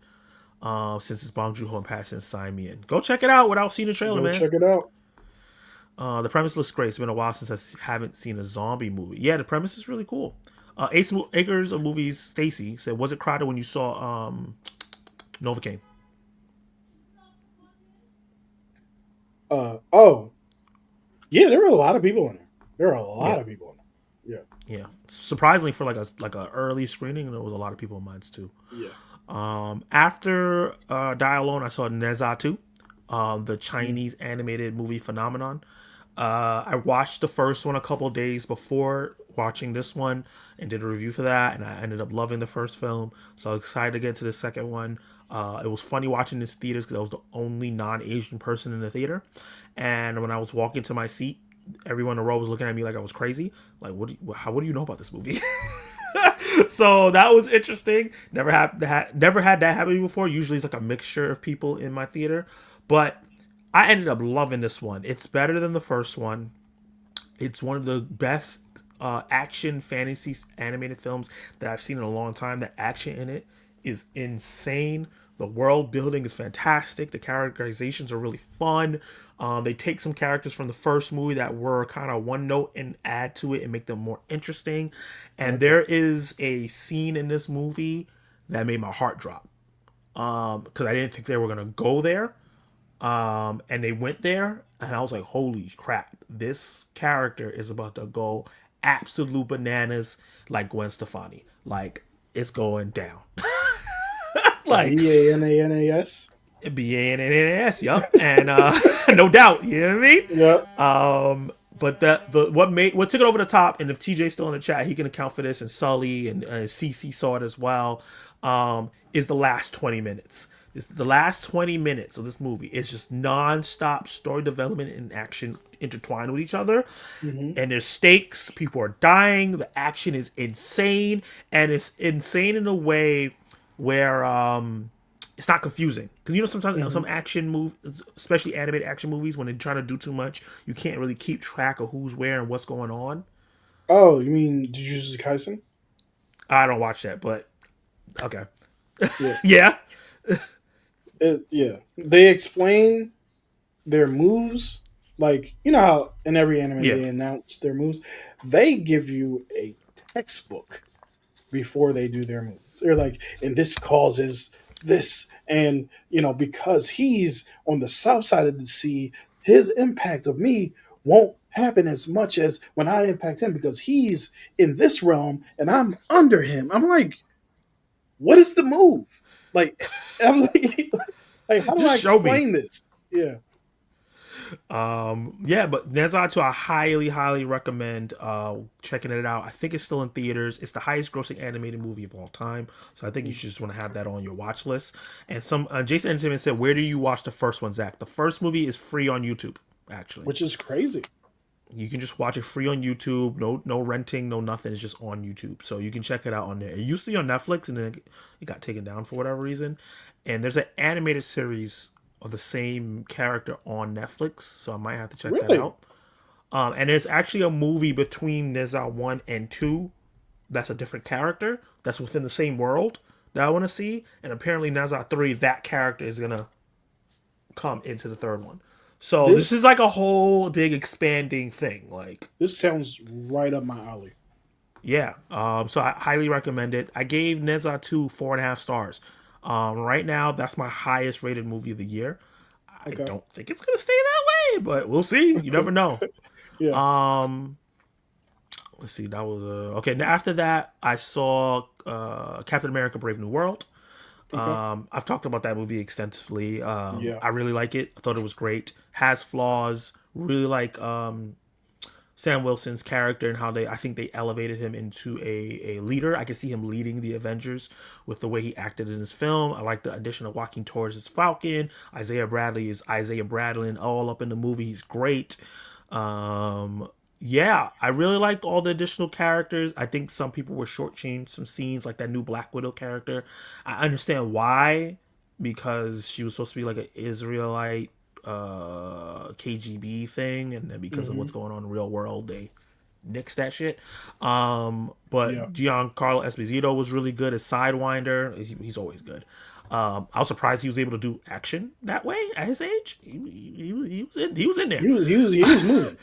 He was moving. Yeah, and the action was really, really good. We got to see Sam Wilson surf a nuke while Red Wing held his shield and blocked missiles. That's cool. As a comic book fan, I can't ask for more. You know what I mean? Yeah. And one thing I gotta say here, I'm gonna go on my soapbox real quick. We're gonna have a graphic for that too soon. I'm tired of people saying that Sam needs a super soldier serum.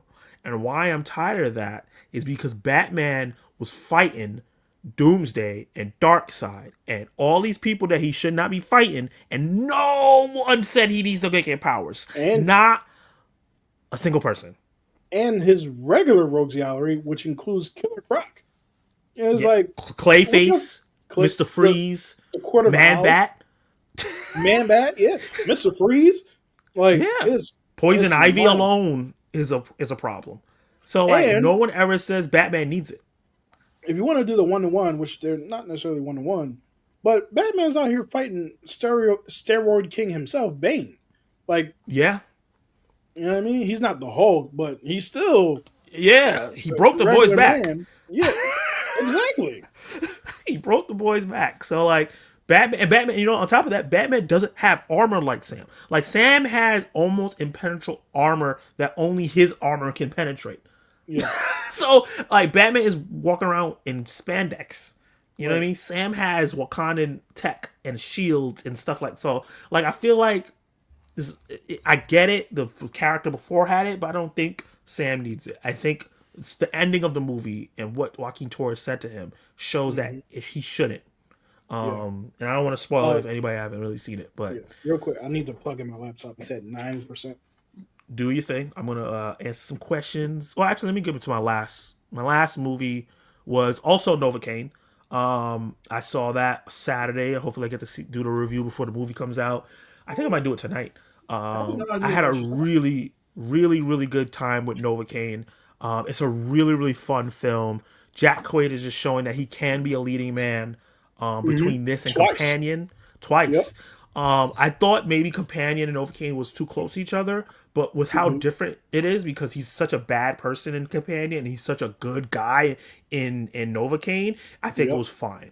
It wasn't like with Bill Skarsgård last year where he had The Crow, and then also the other action movie he had, and it was very similar. Both of them were emo, is hyper violent. It kind of had some lap over. These two movies don't have any laps over. So like I think he was fantastic in this. The guy from Spider-Man, the guy that's always in the chair, I forgot what his real name is. Jacob Ned. Batalon. Jacob Batalon. I think he was really fun. He was the Hmm. comedic relief. He was really fun in this movie. Jack Nicholson's son. I'm forgetting his first name right now. I have no idea. He's really Yeah, good in there. Amber Mid Thunder, who's also really good from Prey. She's also really good in this. I had no idea it was Amber Mad Thunder until y'all said it in the chat. I'm like, I thought she was. I think somebody else said it. I thought she was just some Hispanic girl.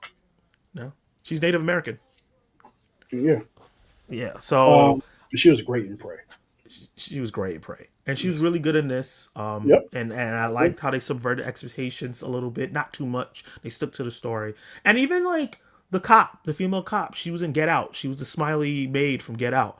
She Hmm. was really good in this as well. Oh. So Mhm. I had a good time. I had Yeah, a she good was time with good. this movie. Was full of like, oh, I know you, I know you, I know you. That's what this Yep. movie felt like. So yeah, I had a really good time. The action is really good. The gore is appropriate, not over the top, but done in a way that's fun. Yeah, I just had a Hmm. really good time with Novocaine. I think I'm gonna give that like 3.5. So that's my last four watched. I'm gonna get to some Word. comments, and then we get into the last segment. Yep. Let me see, where did I live off? I don't want to miss any. But whoa, this thing jumped really far up. Kal-El. Looking for a movie was a game similar. Okay, that premise looks great. What's your favorite comedies where the person gets unexpectedly rich? Ooh, That's a good one. I I'm think trying to I have think. to say there's two for me. Mm-hmm. Changing Places with Eddie Murphy Mm, and Mr. Deeds with Adam Sandler. Both of those movies I enjoyed immensely.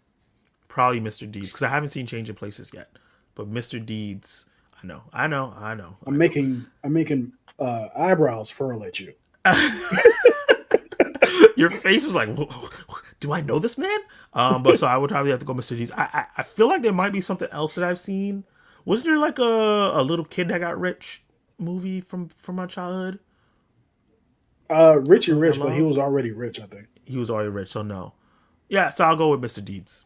Yeah, Who's your favorite scientists or doctors in movies? Mm, that's a good question. that's a good question. Uh, well, if he wasn't more movies, I would say Beast because he's always going to be one of my favorites. Yeah, He's not in movies enough for me to say that. Um, what other scientist is there? I guess I'm gonna go with Tony. Tony Stark. Easy Would you answer. call him a scientist or an engineer? He developed. It depends on what you think science is, I That's true. guess. That's oh no, you know what? They used to call him Science Bros. Him and Oh yeah, yeah, Bruce Banner. So I guess that checks out. yeah. Um, He did do time travel. That's some science shit. he made that shit in his living room. In like in, in like 2 days. Yeah, That falls back into the whole like Iron Man 2 with a box of scraps. Oh, that was Iron Man 1.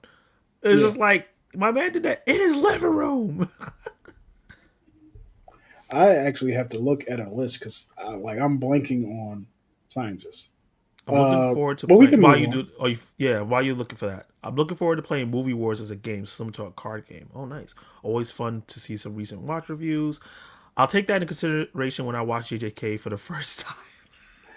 Well, I will say it's entertaining, but there's a Yeah, lot of that over jargon explanation. that you Yeah, just might have to ignore. Because while they have that jargon, at least they're still doing something cool.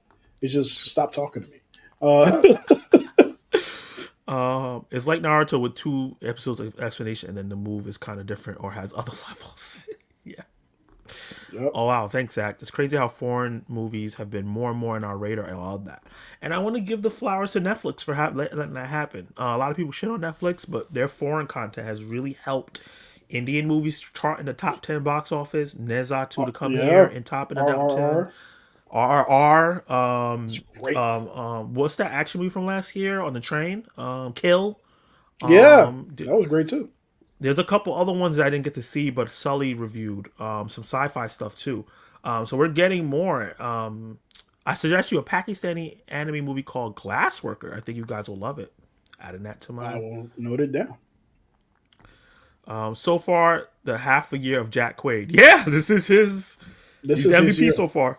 Oh, one thing I forgot to say when we were talking Yeah, about Jack Quaid was he also plays not only the extremely like asshole bad guy and the really good kind guy, but he's also plays right in the middle with the boys.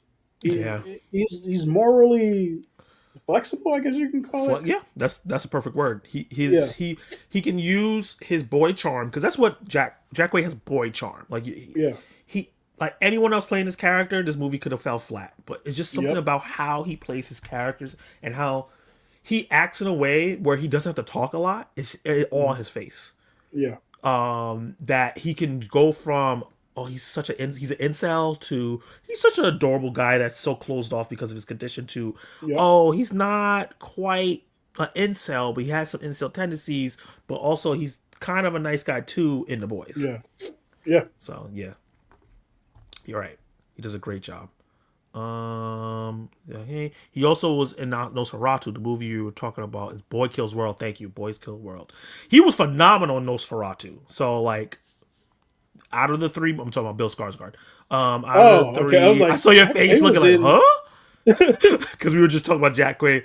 Yeah, out of the three movies he was in, Nosferatu was by far the best one Yeah. and his best Bill performance. is somebody who I thought should have been nominated for Best Actor and Best Supporting. I don't know if he's supporting, but I he think should have been nominated. what's his face? Lex Luthor. What's his name? Uh, I know exactly who you're talking about. Yeah, I'll he's get also it. a beast. He's in so much stuff. He was great in Juror Number Two. Yes, and the order. He had a hell of a year last year. The Order was great too. Oh, Yeah, and he has range as well. To yeah. go from the Juror Number Two To to the order the Order, to Nosferatu. Nicholas Holt. Nicholas Holt. Three very different characters. I think he had four movies last year. I think I see three of them. And all those characters are different. The order, he was scary. He Yeah. was scary in that one. In Nosferatu, he was a scaredy cat. Yep. And Juror number two was kind of a different thing for him, so he was great. Pacino calls you to meet for pasta. De Niro calls you to meet for pizza. Which who am I Uh, meeting with? you want me to be honest? Neither. Neither. Yeah. I think I'm I going with De res- Niro. Yep. He seems nicer. Yeah, I respect their acting careers, like to the umpteenth, because they are phenomenal actors. Um, but they're not really somebody who I want to hang with. I can see that. You know Definitely. what I mean? Like, oh, you're a really good artist. I appreciate your work, and that's kind of where it ends for Peace. me. Peace out. Okay, so we're gonna get into our last segment. This is a combination of sparking conversations. Oh, so you have something? The fourth You go one ahead. was the Garfield movie. Who? Nicholas Holt. He was in the Garfield movie? Apparently, yeah. He Oh voiced wow. John. The guy? The human? I think so. Oh wow. Well, no, it couldn't be. Oh, no, no, no. Never mind. I think John is a human person. Yeah, the person that owns Garfield. Yeah. Interesting. I didn't know that. I didn't know he was in that movie. Man of many talents. Yep. Because do voice acting is not easy. No. Um, I'm looking at so this cast. This cast is stacked. yeah, super stacked for Garfield. Yeah, that's Yeah. why I did so well. Here's the first question. Boom. This is from Sparking Conversation. This is our boy Zach Milne talks movies. This is for you, so you can read it. Oh Oh, wait, it's no, for this is for you. me. This is This for is Hacky you. Zach. My bad. We both had questions for him. I got confused. He said, Yeah. "What are your thoughts on Lord of the Rings and specifically on Return of the King?" And to add it on, Ted Kramer said, "Extended version, please." One, I'm not gonna do an extended review of Return of the King on live stream right now because No, it's a lot of thoughts. I think he might have meant like the extended versions of the movies. Oh, extended the movies. Yeah, yeah. So I watched all three extended movies. Fellowship of the Ring, Two Towers, and Return of the King. I loved Fellowship of the Ring. Yep. I really enjoyed that movie. It gave me very high hopes for the overall trilogy. Then Two Towers, I was more mixed on. Yep. I thought that there was a lot of walking in there, and I didn't care. People love Two Towers. They say it's like it's I the know, best one, and I watched it and I was like, how? nah, not at all. It's definitely my least favorite out of the three. And then Return of the King is a movie that I more appreciate than I love. Okay. And I've decided I'm definitely still I'm gonna do my review for it. But there are aspects of it that I love in there, Yep. like the spider fight. I thought, even though I hate freaking spiders, but I thought it was really cool. That last battle, man, like how could you not? Great. 30 Yeah. minutes of peak, as the kids like to say. Yeah. So those are some of my So general thoughts. I won't give my all my thoughts so we can move on, but my Mhm. ranking would be honestly Return of the King, Fellowship of the Ring, and Two Towers. I love Return of the King. I think it's phenomenal. Um, and I also feel like Fellowship Two of the Ring Towers. is Oh, phenomenal. I yeah. think Two Towers is, as the kids say, mid. Oh, So yeah, but I mean like mid, not as in like because they say mid with the intention of saying it's trash. I'm like yeah. that's not what the word Mid mid means, but means. the kids Yeah. control the language. But I mean like it was all right. It's alright. Yeah. Yeah. I got a lot of flack from my Two Towers review saying it. I said it was great, and they were like, "No, you didn't say it was a masterpiece. What's wrong with you?" And that's what made me not want to review Turn of the King because I was like, if I Yeah, don't like this shit, I'm gonna get torn apart. even if you like it, I mean like you didn't like it for the right reasons. Like shut up, Bruh, shut up. y'all. So, but The- now I'm not gonna care about what people say. I'm just gonna do my damn reviews. yeah. Um, Up next is Dark Room Reviews. He says, "Where do you stand on the state of physical media?" Hmm. Quickly, I'm gonna say the loss of physical media is hurting the mid budget movie. You were able to do a mid budget movie because the movie would make up so much of its sales when it went on physical media because people would buy it and it would make millions and millions and millions of dollars on physical media. So if it Hmm. wasn't a huge hit in theaters, it still would end up being a huge hit on physical media, and then later on it would get sold to TV and then rerun, and it would make money off ads. Now, because of streaming, it's kind of killed physical media in that aspect, and Yeah. now movies go to rental right away, and then that doesn't make as much money, and then because they don't cost as much, and then they go to streaming where there's no ad revenue. So the death of physical media really, really hurts. It's not dead. I hate that I said death. What I think is the state of physical media now, what's going to be in the next 10 years, it's never going to go away, right? Right. I think it's going to become like a boutique thing. Like comic I book think, stores. yeah, I think like Target and Walmart and all these big stores that used to sell them are never not going to sell them no more. And you might not even really get to find a store that sells them. You might get like a local store that Yeah. like you said, a comic book store, but not like a Midtown Comics, which is like a big franchise that Yeah. has them. But most likely you're gonna have to get it off like Vinegar Syndrome, and all these boutique sites that have special Arrow Video, all these Criterion. Like they'll keep Criterion. making these, and that's where you have to, or you have to buy directly from the company. Like A24 sells their own special packaged ones, which are great. Um, and they have a couple movies I need to get off there actually. And I think that's where the future of physical media will be. They're going to be a little bit more expensive because they're not going to be selling as much, but they're going to probably be packaged better than the normal Blu-ray is. Like it's not going to be like a slip coverless flimsy ass case with no book. It's going to Right. be something that's like a special edition but limited kind of thing where you have to get it, and then if you don't get it, you have to find somebody off eBay and get it. I think that's the future of physical media. Unfortunately, I don't think we're gonna have this mass production of movies. I don't even know if I feel like most movies are not even gonna get physical media anymore, Yeah. or if they do, it's gonna take a long time. Like Bottoms, Blu-ray is finally coming out May 27th. What? That movie came out Wasn't 2 years that two ago. years ago?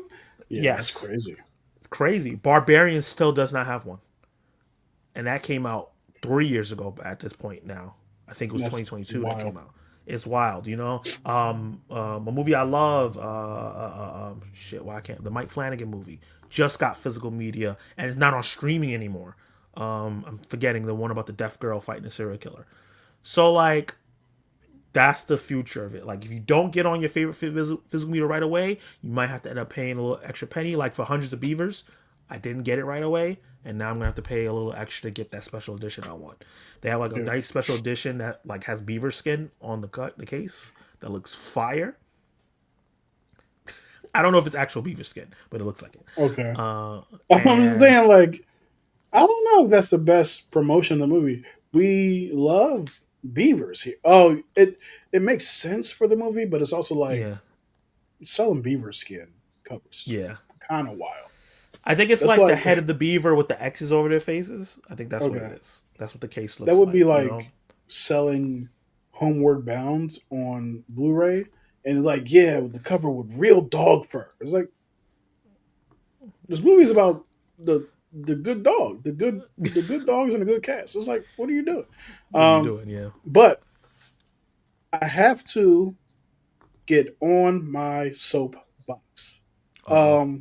That was my intro.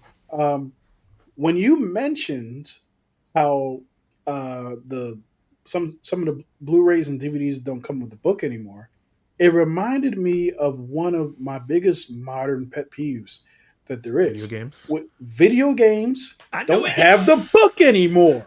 We Yeah. used to get Tekken. They would tell us who every character is, and they would have their move set in the book. And they would have art and all kind. They don't. Where's the book? Actually, music CDs barely have the book anymore. Not They that I still buy make music CDs. CDs? I was about to say, What? not that I buy music CDs, but Yeah. and they do actually. But like, where's the book? You know what I mean? It's like, where's the thing I can look at Mortal Kombat and find all trilogy and find all 36 characters and their history, their origin, their movesets, how they're related to other people? Where's the book? Because if it's in the video game, it's not as attractive. Like I'm No. holding it. It feels It in a feels like sense real. lore Yeah, that I have in yeah. my hand. Yeah. Let's take it Bring a back. step further. Yeah, You talking about books? Where are the games? Why am I getting a game case with a digital code with no disc? that's crazy. That's insane. Like Yeah, I was so mad when I opened up my Horizon Forbidden West Steelbook and there was no game. There's the clamps for the game to be in it, I but didn't there's know no that was game. happening. Yes. Yes, Don't it you is. ever send me a physical item and the disc ain't in there. That's what they're doing. A digital code? They're If I just sending wanted you a a digital digital code. code, I would have bought the digital code. I would have bought it right off the damn website if I wanted Right. that. Exactly. That is that is some malpractice if I ever heard it. And the audacity to have the case, and you know you're not giving me the disc, but have the space for the disc to clip in. That means you made this with the intention to put the disc in, and it's not there. Or you want me to buy the disc separate, which is insanity. I want to fight everybody that thought this idea was good. But Yeah. yeah. Whew. Yeah, that was Okay. our soapbox. Um, Let's get to the next question. This will be happening every stream because we have thoughts about things, man. yeah. This is for you. Spark a Okay. conversation. From Acres of Movies, our very active participant in our chat. We love Yeah. you, and we just love that you're in our center Community. of the universe. Yep, Yeah. and community is a better word. If you were stuck on a highway bridge overnight and they could hologram project a movie and make a huge drive-in over the highway bridge, what three movies would you like them to play to keep you alert and also ready to leave the bridge on time, etc.? Um, he goes on to say it'll be a safe experience on the bridge. So maybe a relaxing movie or two, or you can pick three that you would choose. We Yeah. can take the question out. So I have come up with two so far, and I'll think of a third one as we're talking. Number one, which is not a relaxing movie, is Kill Bill. Um, Mm. Kill Bill mostly because like I may if I'm pardon me, if I'm really tired, I may fall asleep. But every time that like when she approaches and sees an enemy and she's about and she like her eyes widen, it's like like that would wake me up like no question. Like it's loud, like it's bombastic. It would definitely Bombastic. it would definitely wake me up, right? And a lot of my choices are due to either loudness or like a movie I just really enjoy, right? So the second one for me is Star Trek Into Darkness. I love that Mm. movie. So good. It's So so good, and it good. gets so much crap, which is weird to me, but I love that movie. Yeah. So it would keep my attention. The scenes where the giant Enterprise, the evil Enterprise, is chasing the Enterprise through warp speed, like I was dumbfounded. And Amazing. then in the scene, they were like, "No, they can't catch up with us." And seconds later, they're on their ass. And yo, they shut down their ship and they had to decide whether to not to sacrifice themselves. I'm sorry, I'm getting into it because I love this movie. Go And ahead. uh, uh, not Chris Pine, Chris, It is Chris Pine. not it is Chris Pine. Spock and Kirk have to jump from one. I think it's actually Kirk and the bad guy Yeah. who's Khan. Benedict Um, Cumberbatch. yeah, Yeah. Benedict Cumberbatch. You can't go wrong with that. They have to jump from the Enterprise to the evil Enterprise thing with no targeting being able to like guide Like themselves. GPS. Yeah. Like yeah, like a GPS. Like it turns off for a while and they're struggling through like oh, that's what they said. They can't knock us out of hyperspace. And they definitely did. Like I love that movie so much. So Yeah. because of that, it will probably keep me awake. I want to say Spider Verse, but I think I would fall asleep on Spider Verse, even though I love it. Mm-hmm. It's kind of calm. You know what I mean? I need Okay. movies with Yeah. action. It's one of my favorite movies ever, but it's kind of like you know what I mean. I think the third movie would be Speed, just because of Mm. all that action. It keeps you engaged. It's intense. It's it's Yeah. wild. Yeah. Um. Yeah.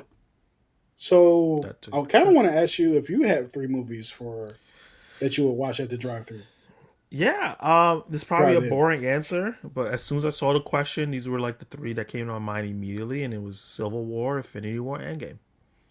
I think Those are good that choices. watching those three back to back is how connected they are. You know, the breakup Yeah. of the Avengers, Infinity War, what the war that starts because the Avengers break up and how bad it gets, and then how Mm-hmm. all that concludes. I think it's just that'll be like a great through line throughout. And just watching those three movies together and Yeah. experiencing that back to back to back. Yeah, those are three of my favorite movies, and I think that and they're action filled. They're it's not too slow. Endgame has some slow moments to it, but by that at that point, I'm already super hyped up and excited. So, yeah, I think those three would be great. If I Yeah. can't pick superhero movies, I'd probably pick what's that John Claude Van Damme movie? Bloodsport. Bloodsport. Pick That's a good Bloodsport. movie. Jake Gyllenhaal was just in an action movie last year on Prime Video that I liked. Roadhouse. Mm-hmm. And I would pick John Wick 3. Yeah. Those are great choices. Also, want to give a honorable mention to Face Off, which is another movie that I Yeah. love. Yeah. So Yeah. yeah, I've fallen asleep on my favorite movie, The Lion King, so many times. So I can't pick that either. because it's such a calm movie Yeah. sometimes. We got some comments in the chat. Let's get to that Yeah. before the last question. Yep. Yep. Let's see. Pacino, great comedies. Would you rather Hungry Hungry Hippos movie or Fireball Island board game adaptation movie? Mm, I don't know what Fireball Island is. But so I'm gonna have to go with Hungry Hungry Hippos.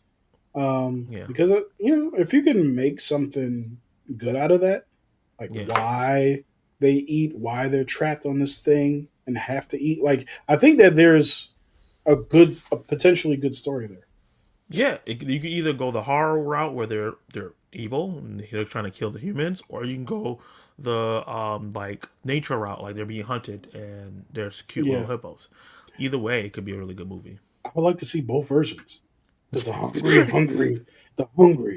hungry hippos, and you see all these people in a stadium, like a coliseum, mm, and they're trying to escape.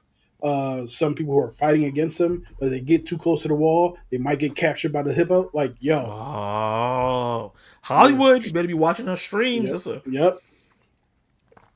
And then they Gladiator. break free Yeah, and start eating Gladiator up hippos. everybody.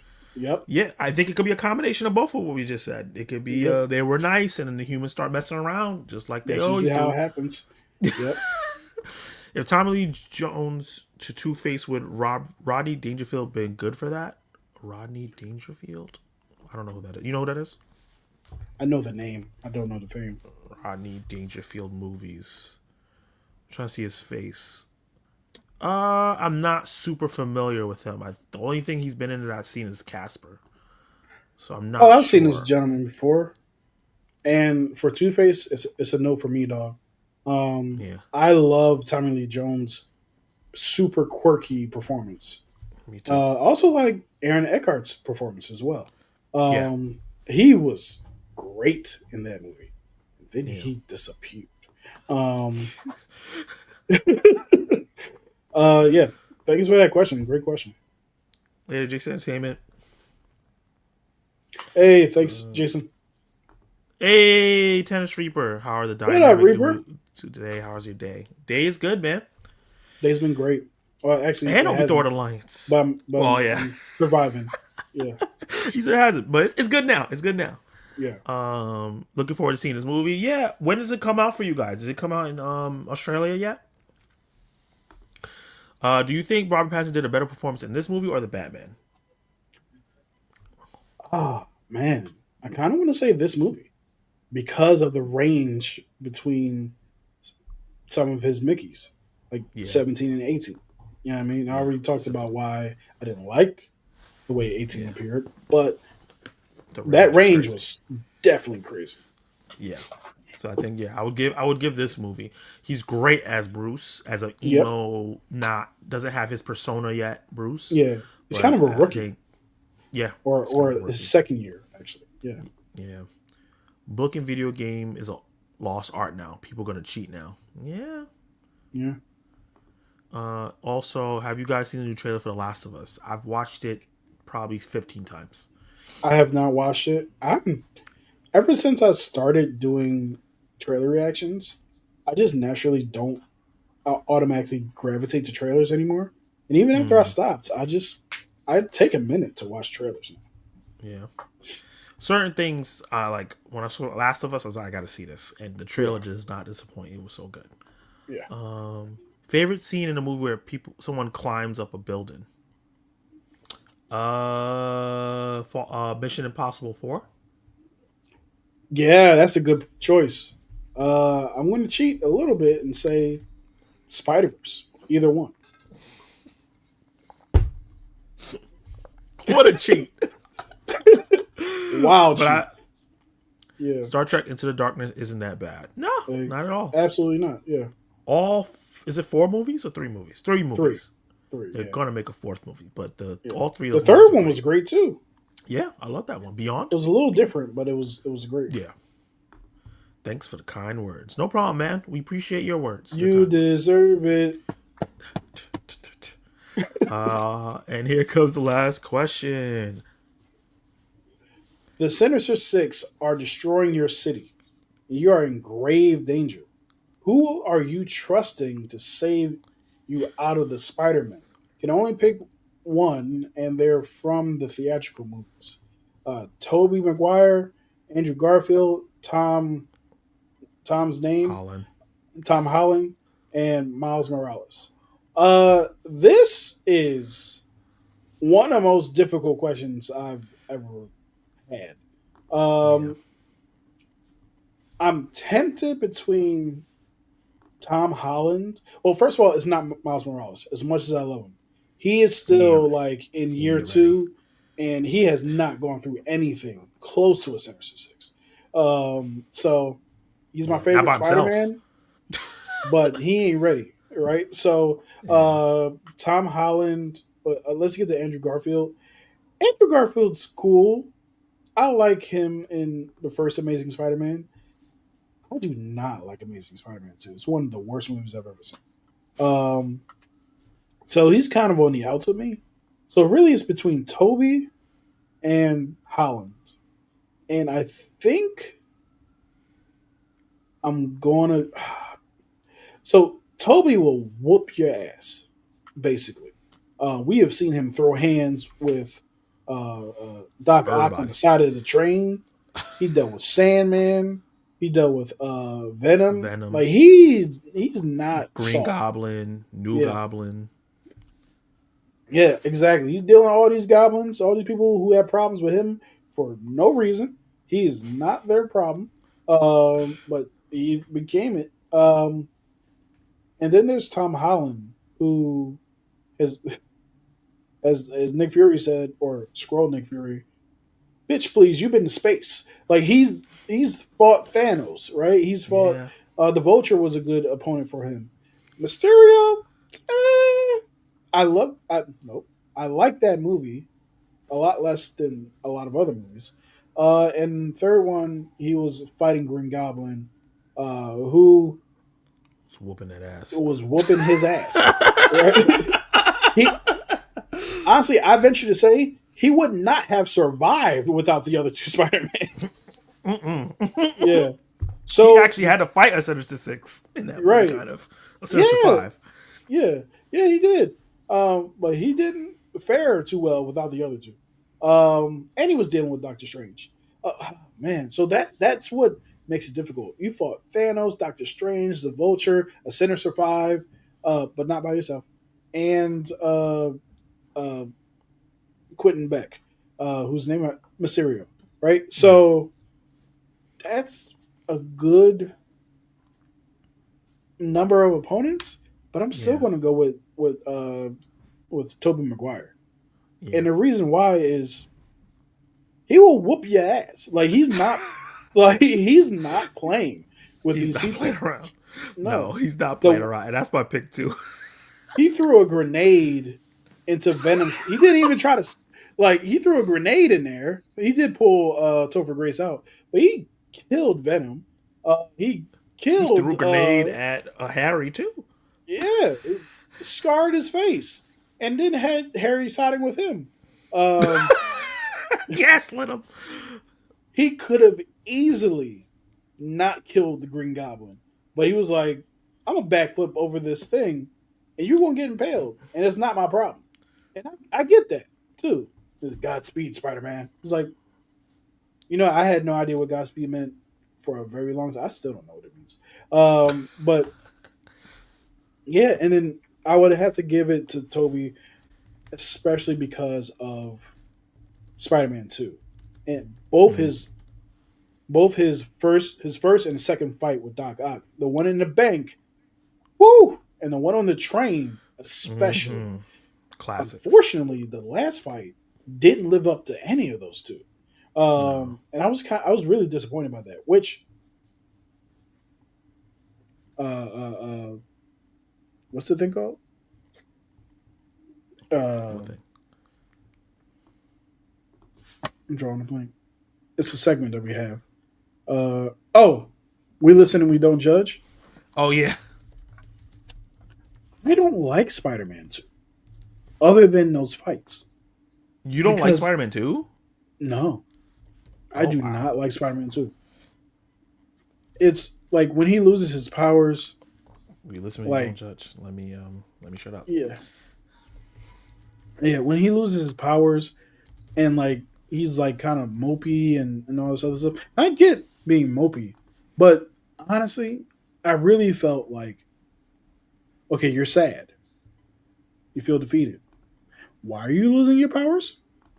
Like if it's biologically a part of you, there's no reason for you to lose your powers.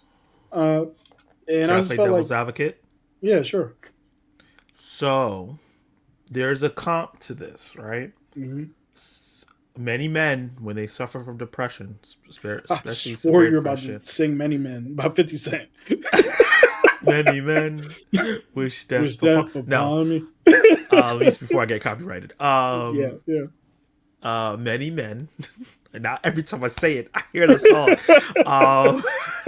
Um, when they're super depressed, they are not able to perform in bed anymore because they just can't. Depression not Oh does yeah. not enable them to do so. I think it's similar to that, where like his depression just turned off that biological part of him, where he just can't use his powers because it's just overtake him. He couldn't use that bodily function. It's like he just So couldn't he use had pee no more. erectile dysfunction. Erectile spider dysfunction. That's crazy. Um, all right. I mean, I hear that, but his powers were like a lot of things. I'm just kind Yeah. of like, all right. Like at one point, he stopped being able to swing, and I was just like, Where did the those webs go? they come from your wrist. But yeah. Oh, so you said yours was Toby as well. 1000%. And I Yeah. 10 to 3% why? Experience wise, I would go with Toby. He fought most opponents alone. Well, almost most of them. Yeah. Like we talked about, and you said there were some people like he obviously had help with the train fight. After he stopped the train, the people pulled him in from dropping in the water. And then also when Mary Jane was hanging Green Goblin on the bridge, the people from New York threw the stuff at the Green Goblin, screamed at him, and gave him an opportunity. You mess But with like Spider Man, you mess with New compared, York. yeah, Yeah. compared to Tom Holland, that's a lot less help. Yeah.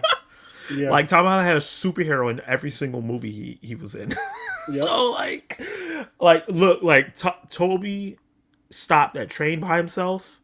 Tom couldn't stop the boat by himself. Iron Man had to help him with that. Yeah. Right. And that That's boat all was I'm saying. falling apart, and it was Yeah, his he was fault. about a lot of people about to die. Yeah. So yeah, I'm gonna give it to Toby too. He's just the most experienced, probably the most mature out of the three of them, surprisingly. Definitely. And I think he had the strongest strength feats. I might be wrong. Stopping a train is pretty strong. I don't think anybody else has stopped the train. Yeah, or showed any strength feats that are like that. Yeah. Like he was wilding. Yeah. A moving train. A moving train and had his feet on the tracks. You know how And his strong you have to feet. be to even attempt to do that? Yeah, strong as shit. Yeah. And his webs are strong as hell because they held. Yeah. Yeah. You know how much that must have hurt now that I'm thinking about it? Because it comes out of him. So it's just Right. pulling. It's so Oof. yeah. And he was Yeah. doing the webs in multiple places. You know how strong he is? If you remember, while the train was going, he was webbing certain things. Some of the buildings came off Yeah.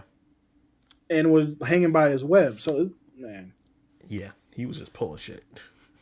yeah. All right. Great questions. Great questions, man. Really enjoy this. Yeah. Yeah. Oh, Is there and any I should other say random ones? What's that up? every week before our live stream, we're going to set this. We're going to set the attacking Zag slash. Also, we might come up with an amalgamated name, but we're Yeah. going to set attacking Zag and sparking conversations questions a few days before, or maybe even the day before, because we want to give you guys enough time to answer the questions and so on and so forth. So if you've Yeah. posted a question, we appreciate every question that you posted. We're only going to pick out two of the questions that we get on the post because we don't really want to be here all Burn day. through them. Um, And burn yeah, through all of them and so burn through fast. them. Yeah, so we're still this podcast, this live stream is still a work in progress. But I hope you guys like the product so far because I'm having a great time. I'm having a great time. And it's gonna develop and change. We have other stuff we want to do. Some of the other stuff that we were doing before, like last year, when we were going crazy, doing so much content, we're gonna try to Bad. put into this, Yeah, which should be really, really fun. Because sometimes doing those things alone was tough. So yeah, us working together, it should be really fun. You're gonna get some updates. You're gonna see some really cool things coming from the film club, and just to promote the next episode, episode 3, we're gonna be talking about Novocaine. We kind of talked about that a little bit, but Novocaine's hmm come out this Friday. We'll do a spoiler review for that. But also we have Black Bag coming out. yeah, That's what it's called, right? So we'll be also doing a hmm spoiler review for that. Also, Opus is coming out. I have tickets for that. I don't know if I'm gonna actually get to watch it, Oh no, because I feel like Saturday is gonna be busy. I want to see. I'm seeing it Saturday night. Hopefully, I get to check it out. So if we get to see Opus, both get to see Opus, then we'll probably have a spoiler discussion all next week with 3 movies, which will probably take up all the time. So if you want to enjoy Film Club episode 3 next week, check out Novocaine, Black Bag, and Opus if you get a chance this week. yeah, One of those 3 movies, so you can join in. Wait, Novocaine didn't come out already? No, Novocaine comes out this Friday. There was an early yeah, screening for it Saturday, but it officially comes yeah, out Friday. yeah. Um, yeah, Mickey. He said he asked if Mickey was shooting webs. No, we were actually talking about Spider Man. We got a great question from Acres of Movies about like if a Sinister Six was here, which of the movie Spider Man out of uh, Gar Toby Garfield, Toby Maguire, Andrew Garfield, Miles Morales from the Spider Verse movies, and Tom Holland. Which one? And you can only choose one. Would you choose to fight for you against the Sinister Six? I'm so tired of seeing Novocaine trailers. Yeah. That's so funny. It's true.